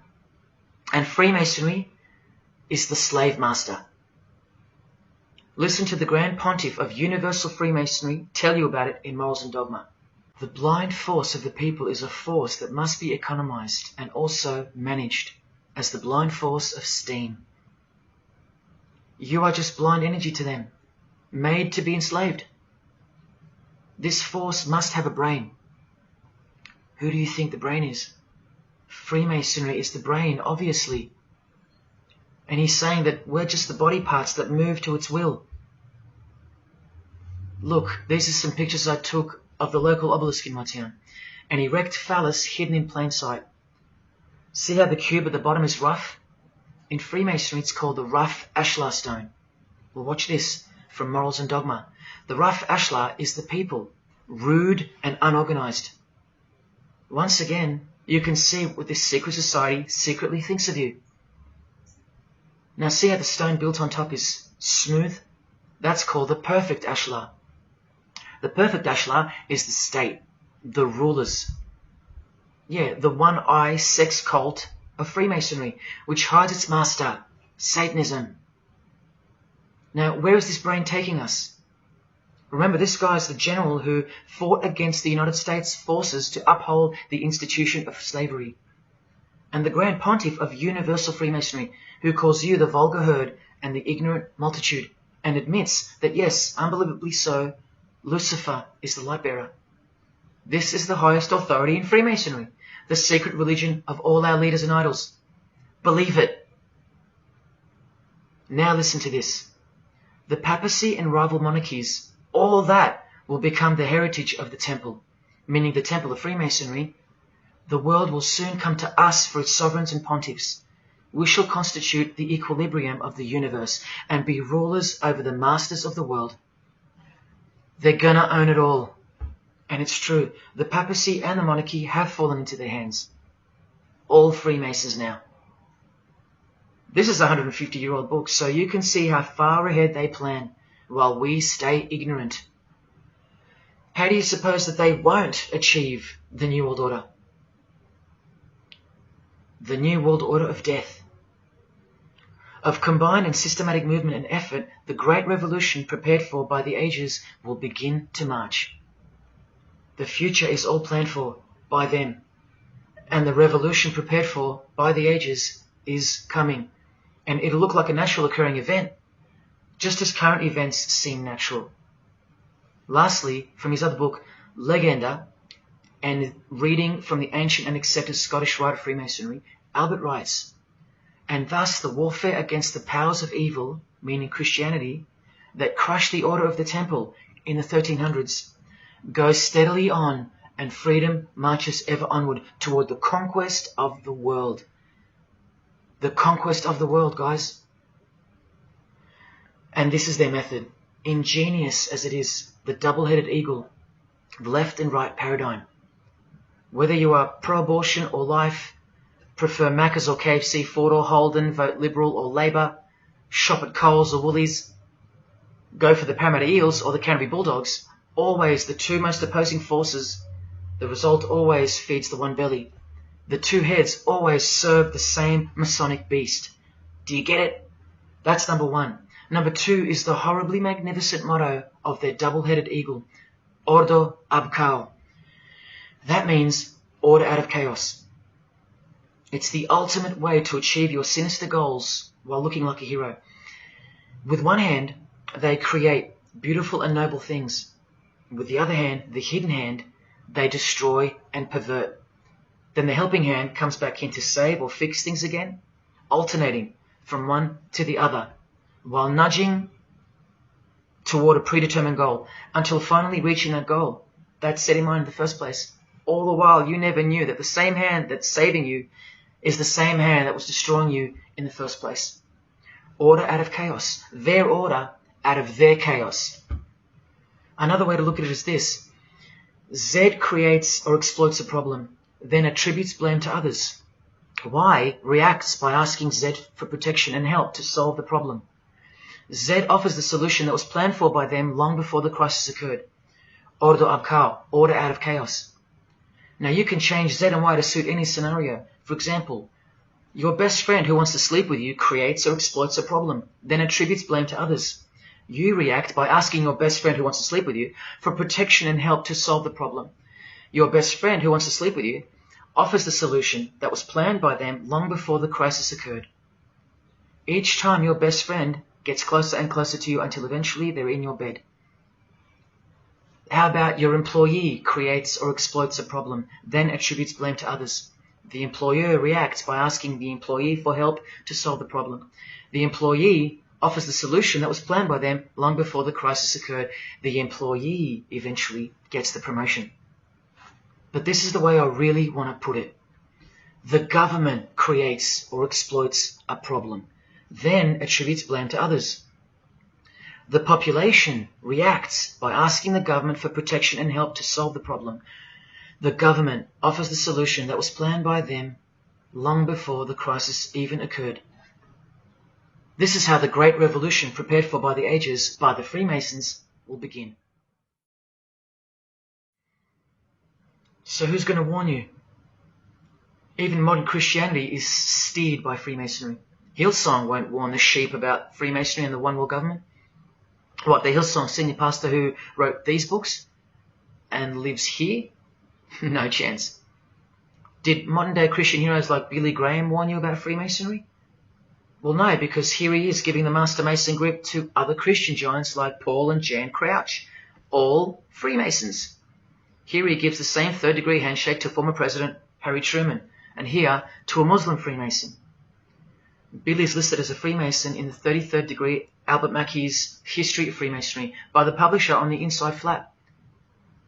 Billy's son, Franklin Graham, also won't ever expose Freemasonry because he's too busy eating at Voodoo Donuts, where they sell these donuts and these pentagram donuts. More Christian heavyweights like John Hagee or Hagee throwing up the devil's horns. He'll never preach against Freemasonry. Neither will all these world-famous pastors throwing up the devil's horns. The very popular Ray Comfort even stated that he wasn't a Freemason. Well, here he is, giving a perfect Masonic handshake with pastoral giant Joyce Meyer. Do either of them expose Freemasonry, or the fact that it's the driving force behind the One World Government, all predicted by Jesus? Of course not. What about Christian radio or the Christian music scene? No, not a single word of warning whatsoever regarding the satanic church that lives and breathes all around us. Freemasons like Bono, wearing the Christian name tag, his whole band of Freemasons. Bono too should know better than anyone that a one world government is a trap as foretold in the Bible. But Bono supports it. Oh yeah, he works for it. Just like the Masonic Pope does.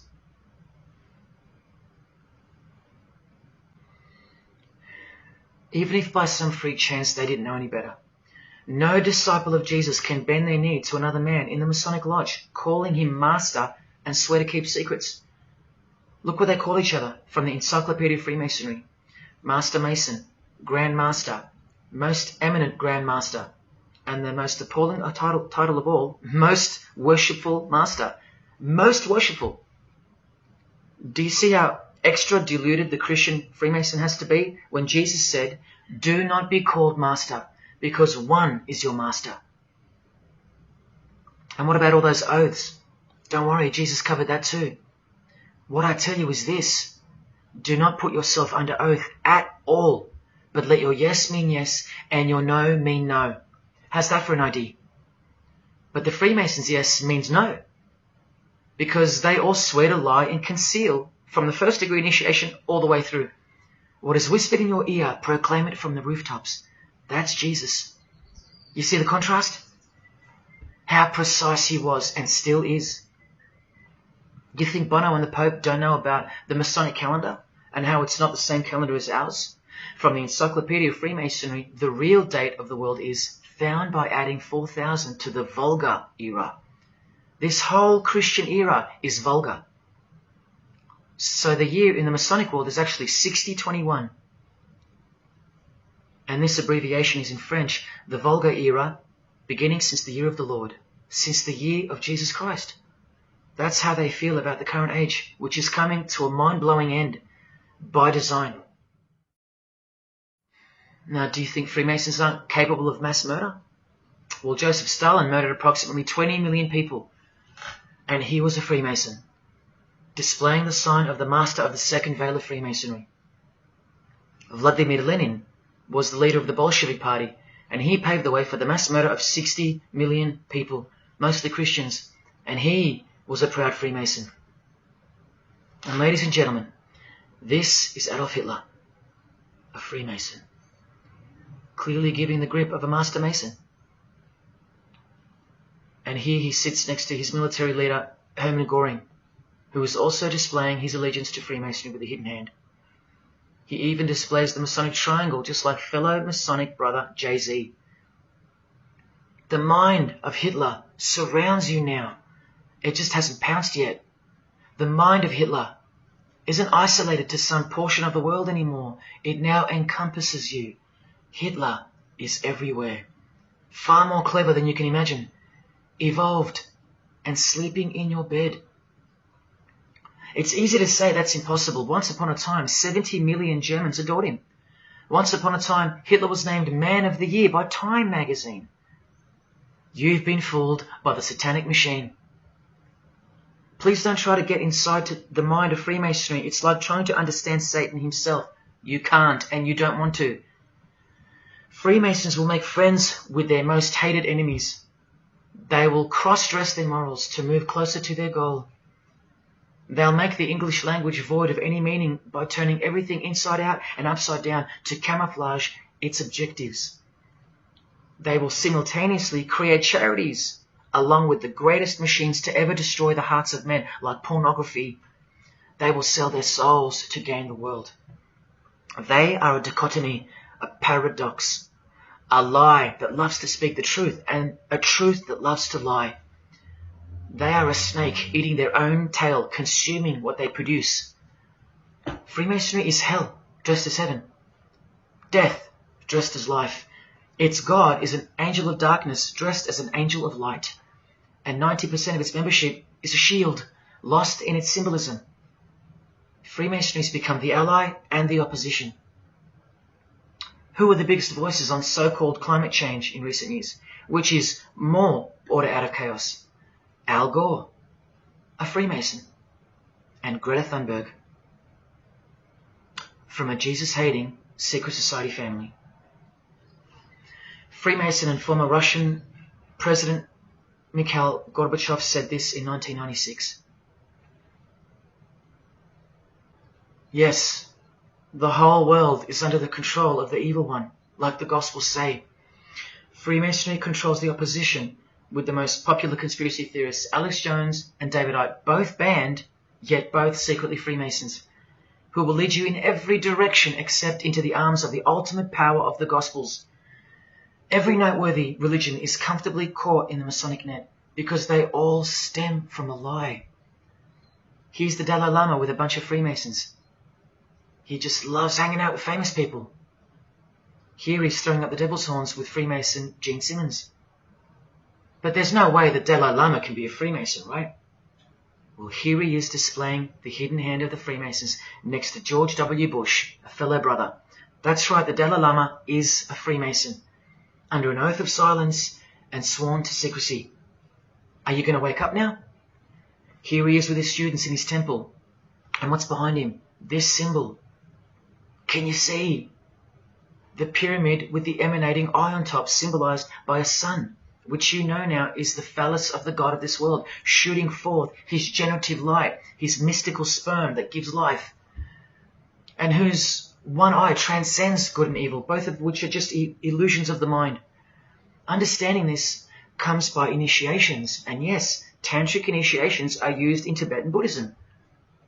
Gerald York was the Dalai Lama's emissary, his personal representative to the West, and he was personal friends with 33rd degree Freemason and Satanist Aleister Crowley, who wrote 20 essays named Aleister Crowley, The Golden Dawn, and Buddhism.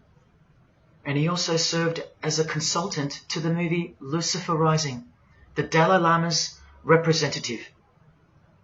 See how the eye can also be represented by the sun, caught behind the moon in this movie poster. That's just like the Dalai Lama's logo. And here's a scene from the movie with the Masonic square and compass hidden in plain sight.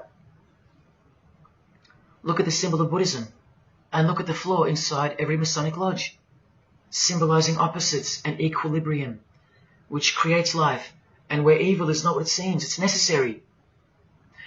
Why do you think the New Age author Christopher Hyatt, who writes that the Grand Vicar of Lord Lucifer is soon to be crowned Prime Minister of the world, notes in that same book his appreciation of Nietzsche, the man who states that the Christian is the sick animal man, the Zohar, which is witchcraft, and Buddha. These are the people he appreciates. Why does he lump Buddha into the same basket? I'll tell you why right now. Because in his highest manifestation, the Buddha, seeing the illusionary world through the all-seeing eye, his third eye, would not interrupt a rape if he happened to walk by, so as to stay detached from the karmic cycle. Whereas Jesus, knowing everything and more than the Buddha, would sacrifice himself, because he was born to destroy evil, not transcend it. So tell me, who would you rather have walk by if you were being raped? A transcendental meditator or Jesus Christ? Whatever you think of me, you will have to reconcile the fact that all the leaders of the world, from Scott Morrison to the Dalai Lama, belong to the very same secret society as Adolf Hitler did, Freemasonry. The secret religion no one speaks about, for good reason, and by good I mean very, very evil. What do you think is going on here? I've told you almost exactly what's going on. We're in a lot of trouble, because in the land of the blind, the one-eyed man is king, and Hitler, Stalin, and Lenin combined will be child's play compared to what's just ahead. Now here's a point-blank picture of the future and the reality of their most brutal truth from the 33rd degree Freemason Aleister Crowley's The Book of the Law. We have nothing but the outcast and the unfit. Let them die in their misery. Compassion is the vice of kings. Stamp down the wretched and the weak. This is the law of the strong. Do you see? Can you see the future yet? Now please pay attention from his other book, Magic in Theory and Practice. This is what all the degrees of initiation are for. And this is what it takes for them to create the New World Order. he speaks of the initiation in the true order of the Rosy Cross. Rosy Cross being another name for the order of the Rosicrucians. Remember the guys that built this? Now this is a 33rd degree Freemason speaking. It is extremely desirable that he should have attained an absolute degree of moral emancipation. That is purity of spirit and perfect understanding. I've shown you this over and over. Because the world is full of evil, they mimic the morals of nature, because they are the true morals of the true God of this world. That's purity to them. That's true honesty and perfect understanding. Evil is good. That's the moral emancipation he's speaking of. Now watch this and brace yourself, because this is the future. There is a magical operation of maximum importance, the initiation of a new eon. When it becomes necessary to utter a word, the whole planet must be bathed in blood. This bloody sacrifice is the critical point of the world ceremony of the proclamation of Horus, the crowned and conquering child, as Lord of the Eon. I've shown you that secret societies participate in the science of blood rituals. Well, this is what it climaxes into, a massive blood ritual in the name of the new Eon, the new age, which revolves around a divine plan not of this world, as confessed by all of them. You are not who you think you are. You are not where you think you are. Do you see it? Can you fathom? And what blood means in this world? So much more than what you may have known before now.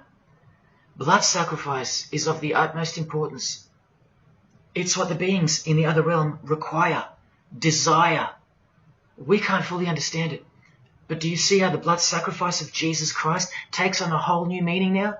A very real meaning. And guess what? Because of it, the good guy really does win in the end. You either fall under the blood of the world or under the blood of him. There is no middle ground. Blood is like the monetary currency of the spirits. And that's how God bought us back from the legal ownership of the ruler of this world with blood, his own blood. Now you can begin to understand why they hate him so much. Because that's why he was born into the world of flesh, to produce blood of his very own.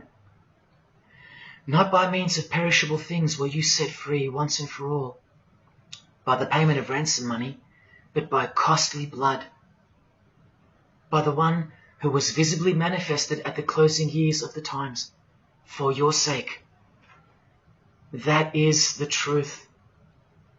Do you think it's just a coincidence that this is the last age before the long planned for new order of the ages? That's ages, plural. That means forever. That's the plan. That's why the Gospels say that he was visibly manifested at the closing years of the times, at the end of this last age. In the book 1984, George Orwell told us, if you want a vision of the future, imagine a boot stamping on a human face forever.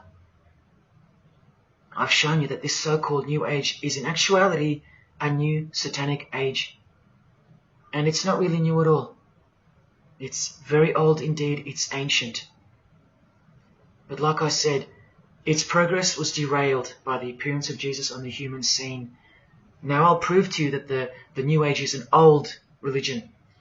Novus Ordo Seclorum is part of a quotation taken from the Roman pagan philosopher Virgil's fourth eclogue, which was borrowed by him from the Sibylline records, which were ancient prophecies delivered by an oracle through witchcraft or divination.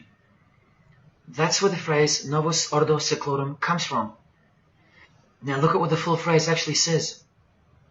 A mighty order of ages is born anew. Both the prophetic virgin and Saturnian kingdoms now return. Now a new progeny is led down from the lofty heavens.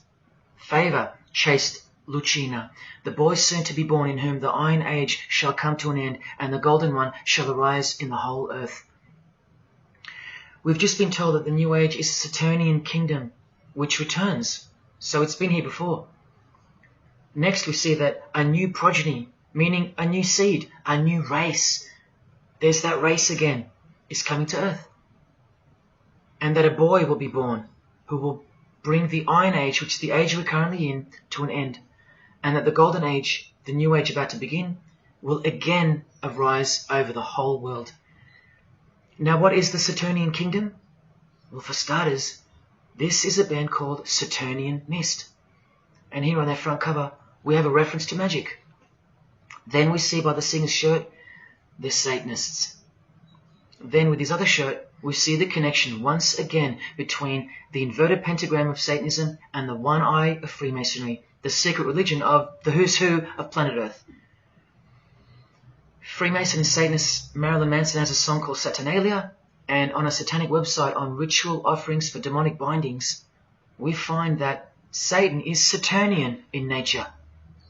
Here on the front page, we see the inverted pentagram under the head of the Baphomet, and right next to it, a version of the square and compass of the Freemasons, of which a lodge is located near a suburb near you, no matter where on earth you live. The Satanic Church hidden in plain sight. Now let's go straight to the source so you can see for yourself the nature of the New Age Saturnian kingdom found in the full quote of the Freemasons' New World Order seal. From this book, which is a factual study of the single most influential occult organization in modern Germany, the Fraternitas Saturni, or the Brotherhood of Saturn. We learn of the path of the Saturnian initiate, which is outlined in detail with the meaning of all 33 grades, 33 degrees of Freemasonry. This is the very same thing, the same objectives. All secret societies work for the same goal because they all have the same spirit. The only difference between Freemasonry and this Saturnian fraternity is that your local Masonic lodges are veiled and camouflaged filtering systems for future Satanists, from which all influential figures of society are chosen, where the real religion begins at the 33rd degree. Whereas with orders like the Saturnian Brotherhood, there is no filtering system. As such, you're a student of Satanism from the first degree. That's why Satanism's takeover would have been impossible without international Freemasonry. The Saturnian teachings include sexual mysticism, sex magic, and Nietzschean Thelemism. Nietzsche, remember the guy who says that Christians and the mindset to help the weak makes up the sick animal man, the guy who wrote this book and doesn't believe in good and evil. And Thelemism from 33rd degree Freemason, who says that in this book that to initiate the New Age, the whole world must be bathed in blood in a bloody sacrifice before man can accept the law of Thelema. Nietzschean Thelemism. That's what the New Age Saturnian kingdom, from which the Freemasons took this phrase from, actually looks like. This factual study on the Saturnian Brotherhood is filled with references to Lucifer, Satan, magic, sex magic, blood, sacrifice, the number 666 as mentioned by Jesus Christ himself, and of course, Freemasonry. The secret society that all of our politicians and entertainers belong to. And what's the demonic sigil for Saturn? The Masonic square and compass. Are you going to snap out of it now? When you see a beautiful sunrise and smell the fresh air, or hear a great song, or see a great movie, are you going to forget where you really are? When you hear people using Jesus Christ's holy name as a cuss word, are you going to forget where this phenomenon really came from and why it's taking place? Now that you've seen how actual and bona fide the reality of 666 is from their own mouths and symbols, let me show you where else it's revealed. Do you see these Roman numeral numbers down here? They add up to 1776, the year that America officially became the country we know of today. And also the year of the birth of another secret society, which was absorbed into Freemasonry after it was banned in 1785. But look, the base numbers. M is 1,000, C is 100, and X is 10. All you have to do is subtract the base numbers. 1776 minus 1,000 minus 100 minus 10. Or simply remove the Roman numerals which represent the base numbers. No, I'm not playing tricks on you. Neither are your eyes. But someone else is. Now that you've seen the prevalence and seriousness of this horrid number, now that you've seen what you've seen, I can show you where else it appears. This figure is represented by the numbers. To make this work, they had to remove the number 1 altogether and separate the 2. Of course, we'd be too dumb to pick up on it. But 789 minus 456 is this, multiplied by this lonesome 2. That's right. This dark and mysterious figure is none other than the long-anticipated Antichrist, the ruler of the Saturnian kingdom, which is on its way. And Australia has been steeped up to its neck in secret societies since the early 1900s. World Economic Forum logo, with this slash through the O's, is of course representative of the number of the ruler of the New Age, 666. The barcode is the primitive version of the worldwide system that Jesus predicted would revolve around the number of the beast. And as you can see, the base of every single barcode in all the world is 666. No matter if the lines are on the ends and in the middle are elongated or not. I found that out from the horse's mouth in an interview with the man who was commissioned by IBM to come up with a new way to automate data collection. There are in fact 3 6s in the Google logo, which comes from this occult symbol. Coincidence. And he found in a Masonic lodge the square and compass symbol appears in the middle of a hexagram, which is a symbol used in the royal art of Freemasonry, witchcraft, as shown in this book. Well, among other things, the hexagram itself can be broken down to quite clearly represent 666. This is a Masonic square and compass designed by the Manal Masonic Lodge, symbolizing world unity. Up the top you find the logo of the United Nations. Well, there are 33 segments in the UN logo, symbolizing the 33 degrees of Freemasonry. See this crop circle here with the Masonic eye on top of the pyramid? I know nothing about crop circles and the phenomenon of them, but I know how many rays are coming off the eye. 33. 33 degrees of Freemasonry. Don't forget that the highest authority of Freemasonry already admitted to be the designers of the pyramidal seal in a 1962 edition of their magazine, The New Age. I've shown you how the inverted pentagram makes for the spelling of the word Mason in the same seal. Well, that same pentagram with the elongated top horns appears here in a European Union logo. An inverted satanic pentagram right in front of our eyes. Here's the European Union building architecturally mimicking the Tower of Babel.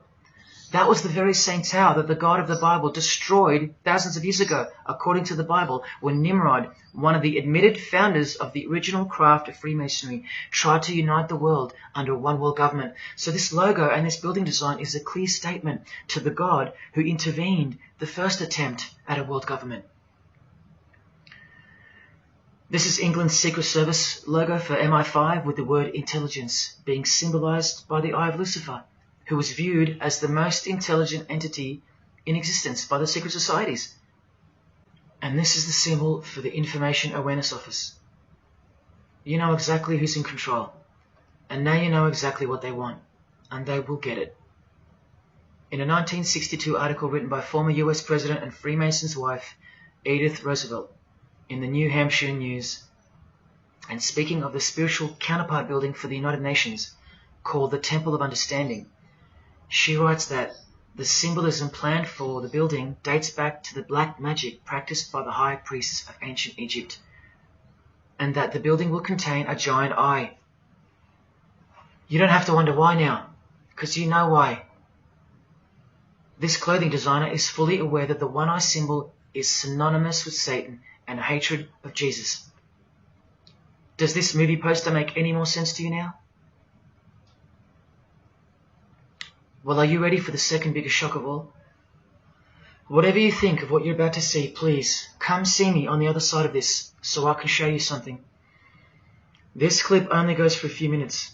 And keep in mind, the only reason I'm showing you this to you is because the writer and director of the preview of this movie-style documentary was murdered, along with his wife and his little daughter and his dog, all before the production could begin. The murder was made to look like a murder-suicide, the news of which never made national broadcasts, just the local news. Case closed, nothing to see here. You have to ask yourself why. After so many movies with a dystopian, World War, totalitarian type theme, why was this movie so dangerous and strictly unacceptable for public viewing that a whole family would be murdered? Well, this movie was going to tell us about America's secret destiny. And one other thing which you'll see on the other side of this clip, an amazing thing. As titled by Manly P. Hall over 100 years ago, what's the secret destiny of America? Well, it's this.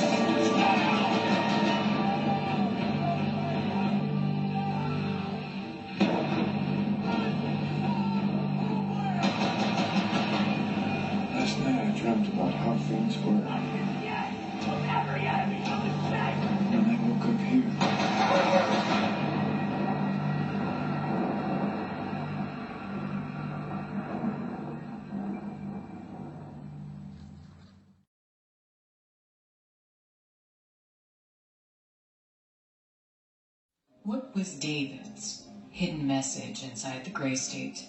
And could it be the reason for his death? Perhaps the scariest part of Grey State's conceptual trailer is this character here, who appears to be operating a guillotine. David Crowley was very intentional in this frame of the movie. He added something that I believe he wanted the people to know about.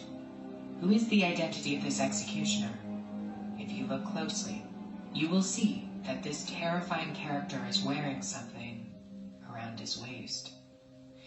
It appears to look like an apron. The executioner wears a Freemason apron, complete with the all-seeing eye, the compass, and the two pillars. I do believe David Crowley is trying to tell us something. He is telling us that the organization behind the French and American revolutions, the organization behind the Italian Revolution of 1830, the organization that outlined a plan to overtake the Vatican in a document called the Alta Vendita, the organization behind the Trail of Tears and the deaths of thousands of Native Americans under Freemason Grandmaster Andrew Jackson, the organization behind the Ku Klux Klan in the United States post-Civil War and its rebirth in 1915, the organization behind Hiroshima and Nagasaki during 33rd degree Freemason Harry Truman's presidency. These are men with a radical revolutionary agenda throughout the entire world because they worship and follow a radical revolutionary deity. The first to have led a revolt against the Most High Lord.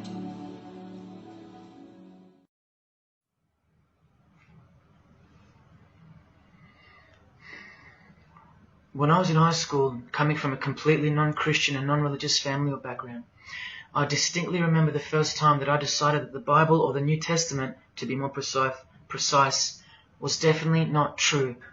Made up, fairy tale, whatever. It was one verse, one scripture that to me at the time proved unequivocally that it wasn't written for our time. A prophecy that was impossible to be fulfilled. Here's the verse. And I saw thrones, and they sat upon them, and authority to administer justice was given them.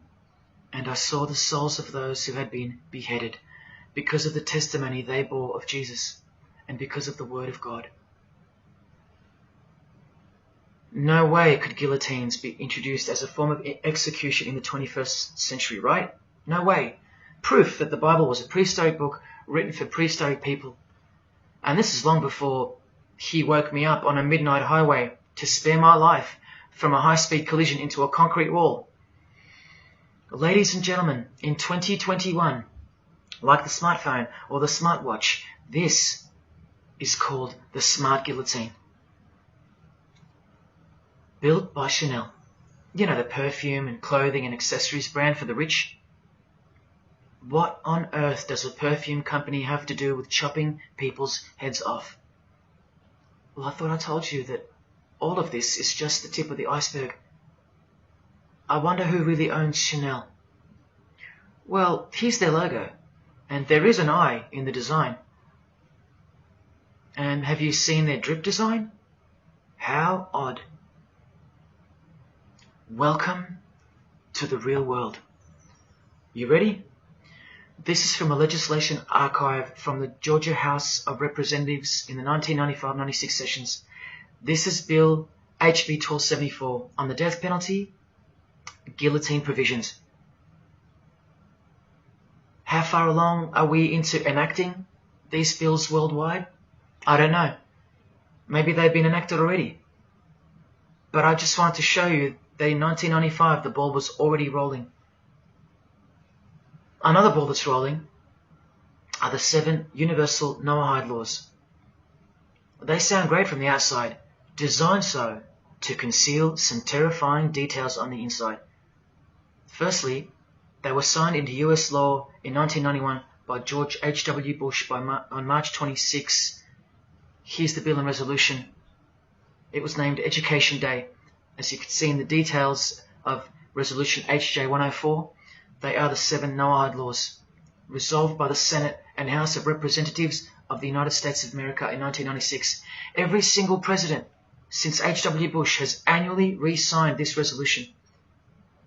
Many world leaders have called for the acknowledgement and observance of the 7 Noahide laws, including the President of the European Union in July 2014 and the Australian Governor-General Michael Jeffrey in 2008. And this will be international law. So what's the problem? Well, just for starters, the law against idol worship will include, quite specifically, the worship of Jesus Christ as the Son of God, which the Noahide laws will classify as blasphemy, and the punishment for transgressing the 7 Noahide laws and for blaspheming the ineffable name of God by calling Jesus God is decapitation. I'll let you take that in for a second. This will be governed by a world court with no possibility of appeals. Something like this, an international Sanhedrin. Who do you think is truly behind these laws? Well, I can show you that right now. Here is the bill being signed into law by H.W. Bush, and here is their signature hidden in plain sight, the hidden hand of Freemasonry, displayed by this sinister and gloating-looking individual. And you know what Freemasonry is a cover for now. Who do you think designed the guillotine in the first place?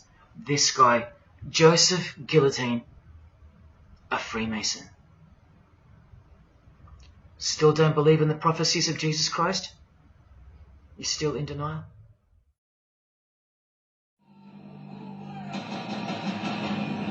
Last night I dreamt about how things were. And I woke up here.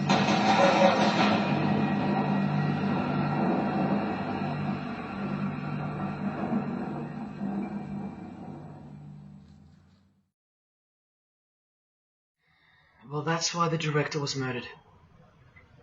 And his wife, daughter, and dog. I think of them often, and sometimes when I need spiritual sobering up, I think of that fateful and evil night where that beautiful Christian family were brutally eliminated. If you think he wasn't onto something, well, he paid the greatest price to share this with you. Prophecy will be fulfilled. Listen to the words that come right after the execution by guillotine scripture in the Gospels. And I saw those who were such that they did not worship the beast, nor his image, and did not receive his mark of identification upon their forehead and hand. Remember this mark in the video? I'm not saying that the director knew what the mark would be, but based on the symbology, he knew who would be behind it. Look at the triangular symbol of the Freemasons. The Masonic triangle around the eye, and the Brotherhood of Saturn. Now look at the front cover of the book written by New Age author Maurice Nicoll. The mark. Same symbol. Identical to the symbol used by J.K. Rowling, who said its design was inspired by the Freemasons. Who has this tattoo, which represents the Baphomet. Well, Solve Coagula is the process in which they will bring this New World system to life. It's identical to the Masonic motto of order out of chaos.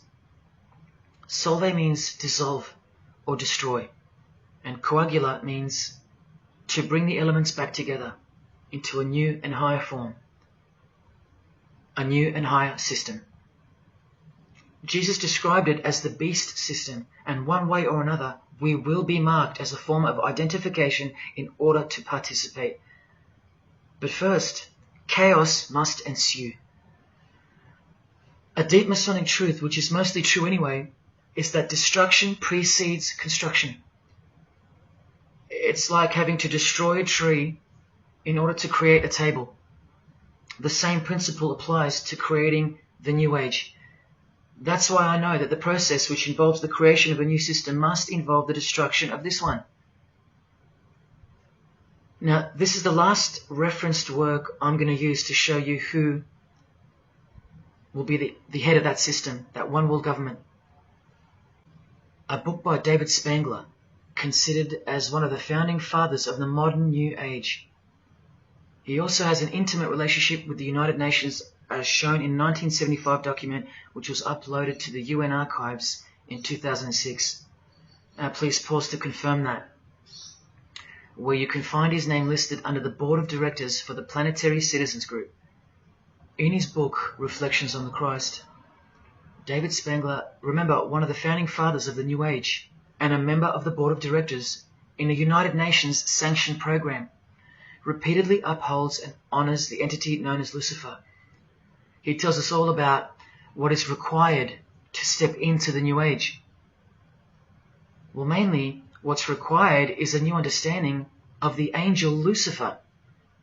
He writes that when this great project of evolution began, man went forth as consciousness to learn his divinity, and Lucifer went with him.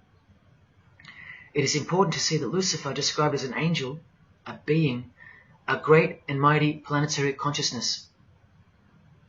He says that, just like in Halloween and trick or treat, if the person offers a treat to Lucifer who knocks on his door, And the person says to Lucifer, come in, and I will give to you the treat of my love and understanding, and I will uplift you in the light and presence of the Christ. Christ meaning my outflow. Then Lucifer becomes that being who carries the ultimate treat, the light of wisdom. Lucifer represents experience. Lucifer is literally the angel of experience. The Luciferic element becomes the true revealer of light, the angel of light. The light that reveals to us the path to the Christ comes from Lucifer. The Christ that he refers to obviously is the Antichrist spirit, who will eventually manifest on earth as one man.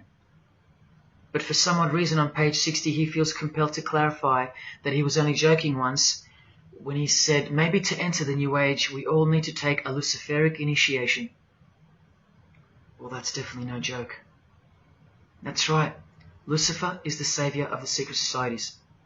The solar system was the manifestation of the consciousness of a very great being known as the solar logos. And if we go back to the secret society of the Brotherhood of Saturn, we read that mankind will be able to take a measure of egocentric power from the solar logos. In this way, Lucifer is the savior of humankind.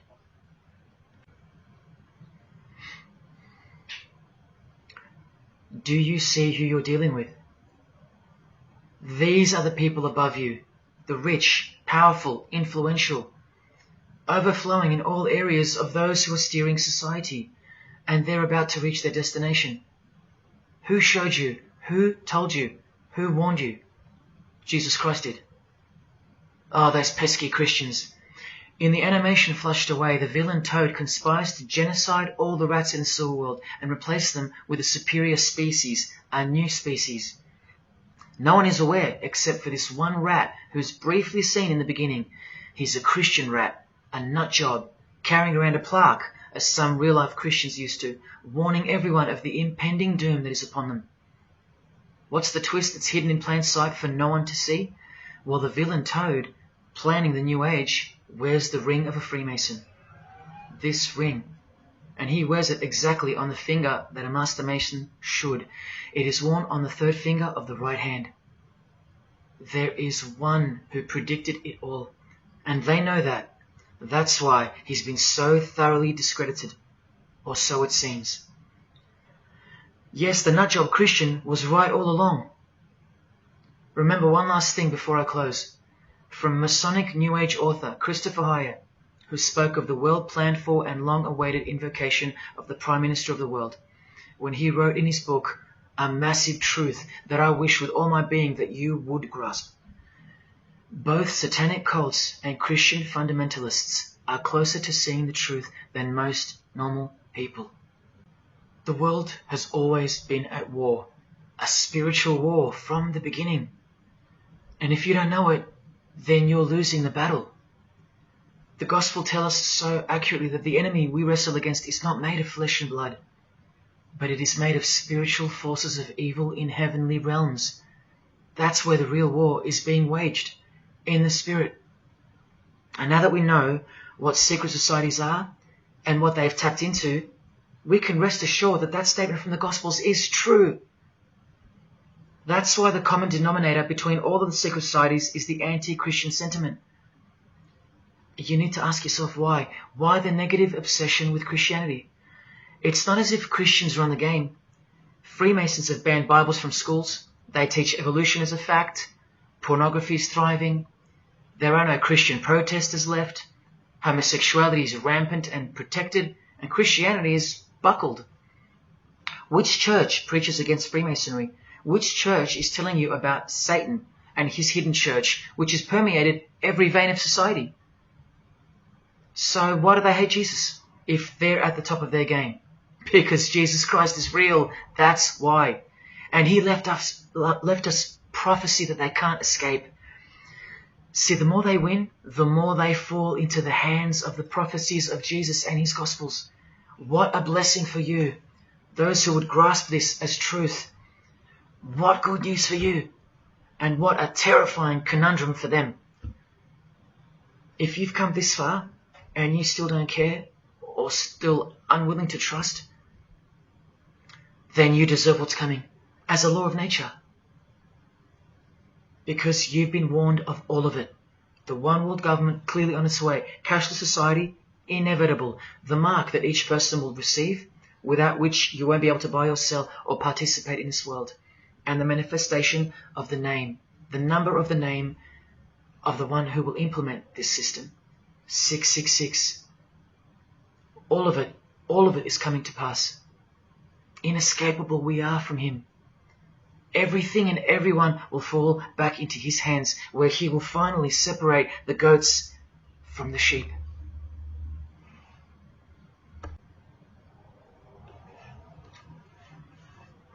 Now watch the Bible destroy Freemasonry like no other book in 2 minutes. Regarding their lodges and obelisks, their heart is faithless. Now they must bear their guilt. The Lord will break down their altars and destroy their sacred obelisks. And speaking of the bloodline that gave birth to Jesus, God says, "You shall not set up for yourselves a sacred pillar, which the Lord God hates." See what you're up against, Freemasonry? While Freemasonry meets and speaks in darkness and secret, Jesus said, "I have spoken openly for all the world to hear, and in secret I've said nothing." Freemasons are known as builders. Well, the stone which the builders rejected has become the cornerstone. Everyone who falls on that stone will be dashed to pieces. Anyone on whom it falls will be crushed. Every Masonic lodge is built so that all the members face the east. Who are these men with their backs toward the temple, facing the east and worshipping the sun? It is detestable. Freemasonry does evil in secret with their hidden hand, but they blow a trumpet over the hand that does good. But Jesus says, when you give to the needy, do not let your left hand know what your right is doing. Your good deed must be in secret, and your Father who sees what is done in secret will reward you. You can't become a Mason if you're broke, blind, maimed, or have a criminal record. Jesus said, "But when you give a banquet, invite the poor, the crippled, the lame, the blind." Freemasonry takes pride in its secret rituals and is hungry to rule the world. The Gospels say that their destiny is destruction. They make appetite their God. They take pride in what should bring shame. Their minds are set on earthly things. Freemasonry believes that the light is for darkness visible. The Bible says, "Woe to those who call evil good and good evil, who put darkness for light." And Jesus further said, "If therefore the light which is in you be darkness, how great a darkness that would be." Freemasons spend their whole lives taking gruesome oaths of secrecy. Jesus said, "But above all things, my brethren, stop the practice of putting yourselves under oath." Freemasonry is built upon a hierarchical system, a pyramidal system. Jesus said, "For everyone who exalts themselves will be humbled, and whoever humbles themselves will be exalted." We could go on and on, but we're going to end on this one. Exclusively written for the practices in the lodge room of political Freemasonry. A troublemaker and a villain who goes about with a corrupt mouth, who winks with his eye, signals with his feet, and teaches with his fingers, who plots evil with deceit in his heart. He always stirs up conflict. Therefore, the disaster will overtake him. He will suddenly be destroyed. That is Freemasonry through and through. And apart from the man in the mirror, prior to your baptism of the Holy Spirit, Freemasonry is the villain. They do go about with a corrupt mouth as they are sworn to secrecy. They do proverbially wink with the eye, making the one eye. They most certainly signal with their feet and teach with their hands and fingers. In the lodge, I can vouch. And they do plot evil, stir up conflict, in order to further their goal of the New Age and the New World Order, the greatest conflict being up ahead. But thank God Almighty above, the verse also tells us that disaster will overtake them, and they will be destroyed. One frightful and glorious day, you can count on that. Because the only thing you can count on in this world, more than death, more than taxes, is the Son of God.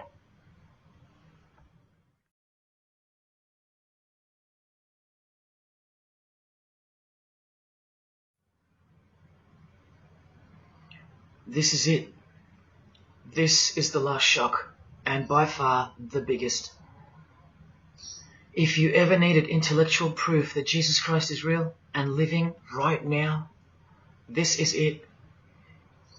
If Jesus and the Gospels weren't true, then Luciferians wouldn't be running the world. Atheists would, or some other version of modern man. Anyone, but not Satanists, not the passionate enemies of Jesus. If Jesus wasn't real, then so-called Satanists would be scattered here and there over the world in little local covens by silly teenagers rebelling against society and living in their own la-la land with their own little make-believe devils, being make-believe rebels. But no, people who believe that Lucifer is God run the world from top to bottom. They are dedicated to the core. They're highly sophisticated. They make the movies, they star in the movies. They write the songs, they sing and dance. They are worshipped as idols. They set trends, they live large, and they practice witchcraft, complete with sex magic and blood sacrifices. Why? Why do they do that? Why would they bother? Because witchcraft is real and has been since before civilization began, hidden from the vile multitude who have been stupefied by propaganda to the point that they don't believe in anything anymore.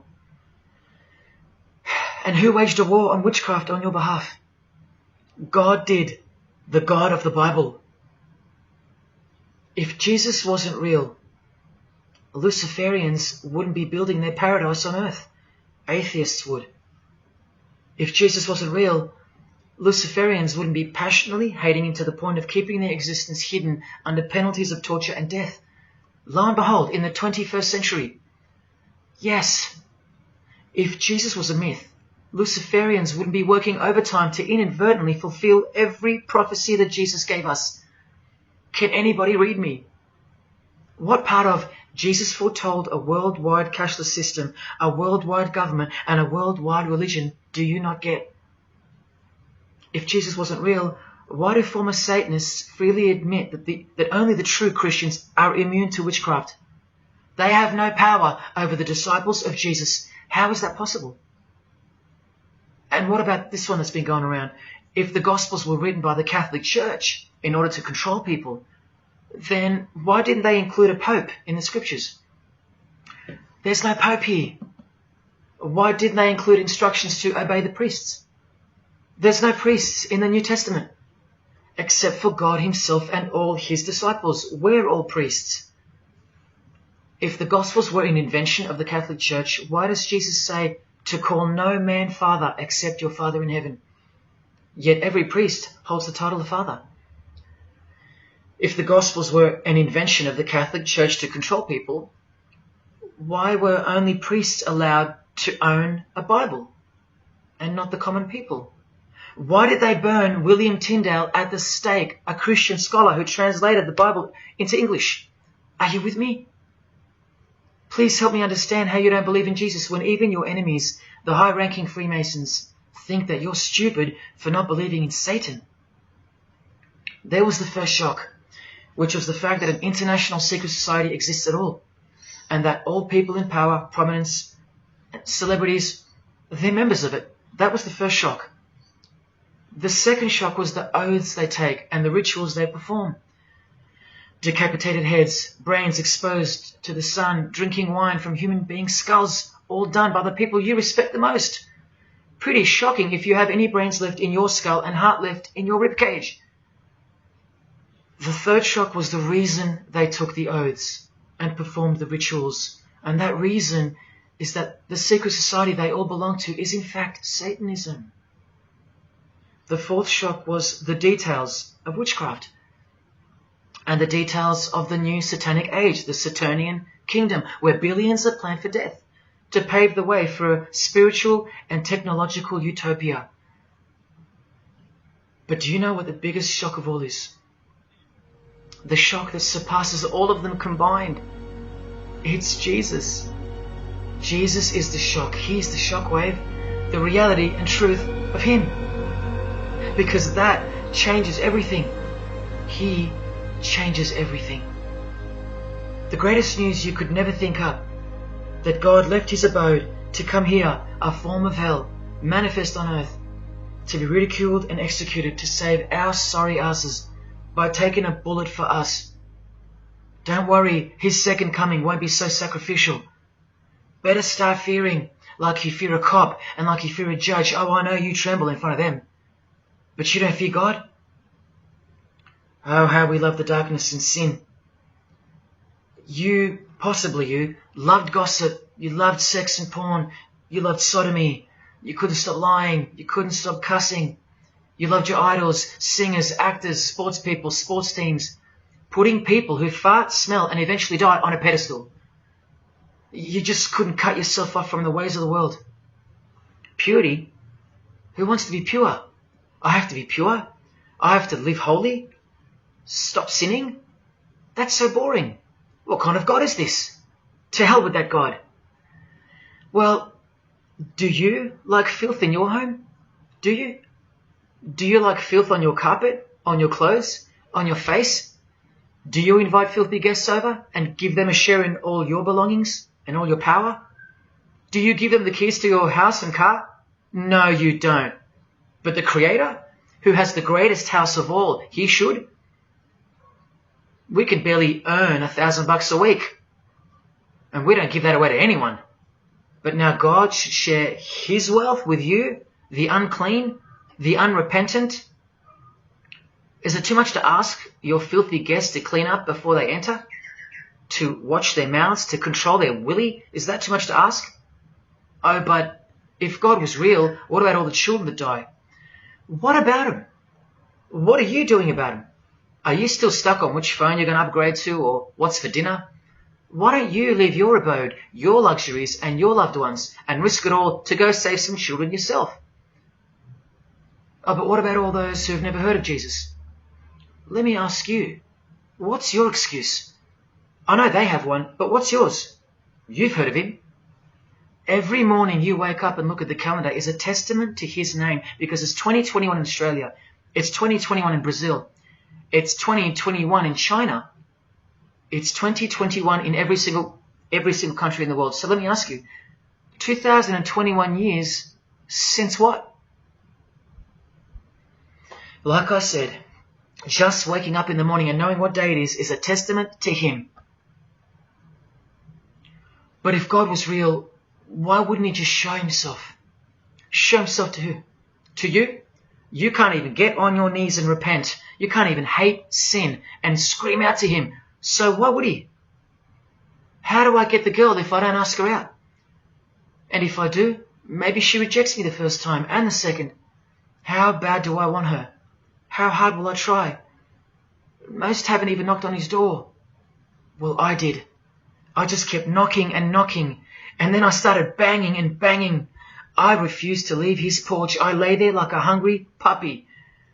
But even when he answered the door, I did the runner, because he was too big for me, and I loved sin a little too much. Yet he still left the light on for me. But here's the craziest part about people who ask me why he doesn't just show himself the way they'd like him to.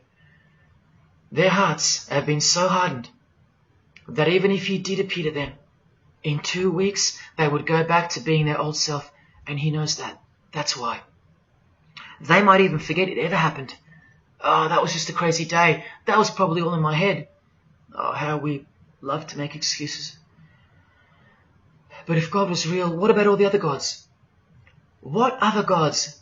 Did Buddha perform a miracle for you? Did he affect a plethora of witnesses? Were his followers stoned to death, sawn in half, eaten alive? Did historians of his era leave any trace of him? Did he prophesy all the kingdoms that would appear on earth, and in what order? Did he foretell of worldwide floods, of enemies that would despise his followers, use his name as a cussword, and eventually attempt to set up a world kingdom?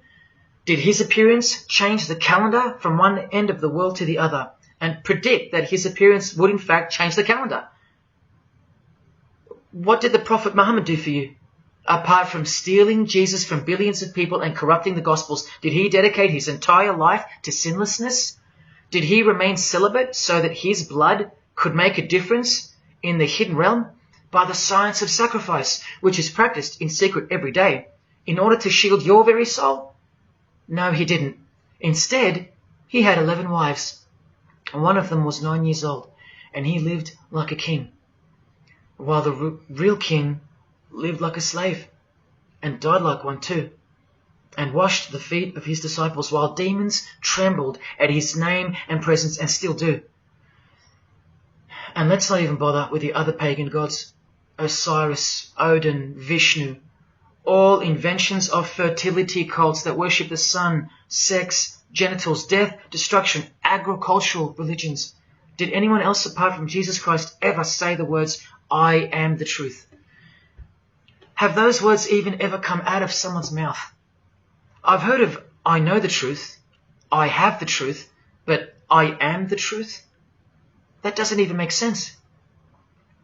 Unless truth itself was once upon a time born on earth as a man. Well, of course he's the truth. Where are all the heart-wrenching, knee-buckling testimonies about the indescribable power of this Holy Spirit, which comes in to sweep you off your feet and drown you in its tides, changing you forever? Where are all those testimonies? I'll tell you where they are. In the Christian column. That's where. Oh yeah, you'll get them here and there in every genre, but Christian testimonies simply outclips the rest. Where are all the life-changing, electrifying Hindu testimonies? The Muslim testimonies? A Muslim, Buddhist, or a Jew on the street corner, or from the proverbial rooftops, shouting the truth for all to hear, no matter the cost, because they love us that much, because he loves us that much? Where are they? And Freemason testimonies? Have you even heard of one of those? Satanic testimonies? You ever heard of one of those? A Freemason on his knees, sobbing from joy because of the overwhelming knowledge that Lucifer loves him? No Mason or Satanist has ever done or heard of such a thing. But the biggest cult in size is the cult of society. Where do you think the word culture comes from? And the TV, the doctors, the idols, the PhDs, the scientists, they are the priests of the cult of society. You atheists think you don't live in a religious world of your own, filled with daily rituals and daily worship? Even your beliefs require faith in what your priests teach you. Evolution, no proof. Age of the earth, no proof. Distance of the sun, all faith-based on what you are told by strangers. You can see the rings of Saturn with your telescopes, but you can't see the buggy on the moon that was left behind in 1969, yet you still believe, because you have faith. Don't you worry, no matter who you are, you live in a religious world, because life is religion. And if you're still in the I'm not religious category, think again. You all worship something or someone, and your religion is futile. But for you, for the one, whoever you are, remember the advantage that evil has over good. A little good doesn't destroy evil, but a little bit of evil destroys all good. See this glass of water? One single drop of poison is enough to render the whole lot useless or deadly. That means that 99% of the goodness and purity of that water amounts to nothing, all because of one single drop. The whole glass is evil. And so it is with the human soul. You better believe it. Does anyone go out with a stain on their face or on their shirt? You think the soul can't be stained? Think about it. Just one lie makes you a liar. So you can't go where life is, stained with death? Now, in case someone thinks I'm playing the high and mighty role, I tell you this. I used to be a liar. I used to be a pervert. I used to be a drunkard. I used to smoke all kinds of poison. I used to have angry outbursts, use a filthy mouth, indulge in filthy humour. I used to. Past tense. But no more. He finally summoned me. He called my name for the last time. He took my dog, then my music. He took my band, broke it all, and broke me, flooded me clean. He sent for me.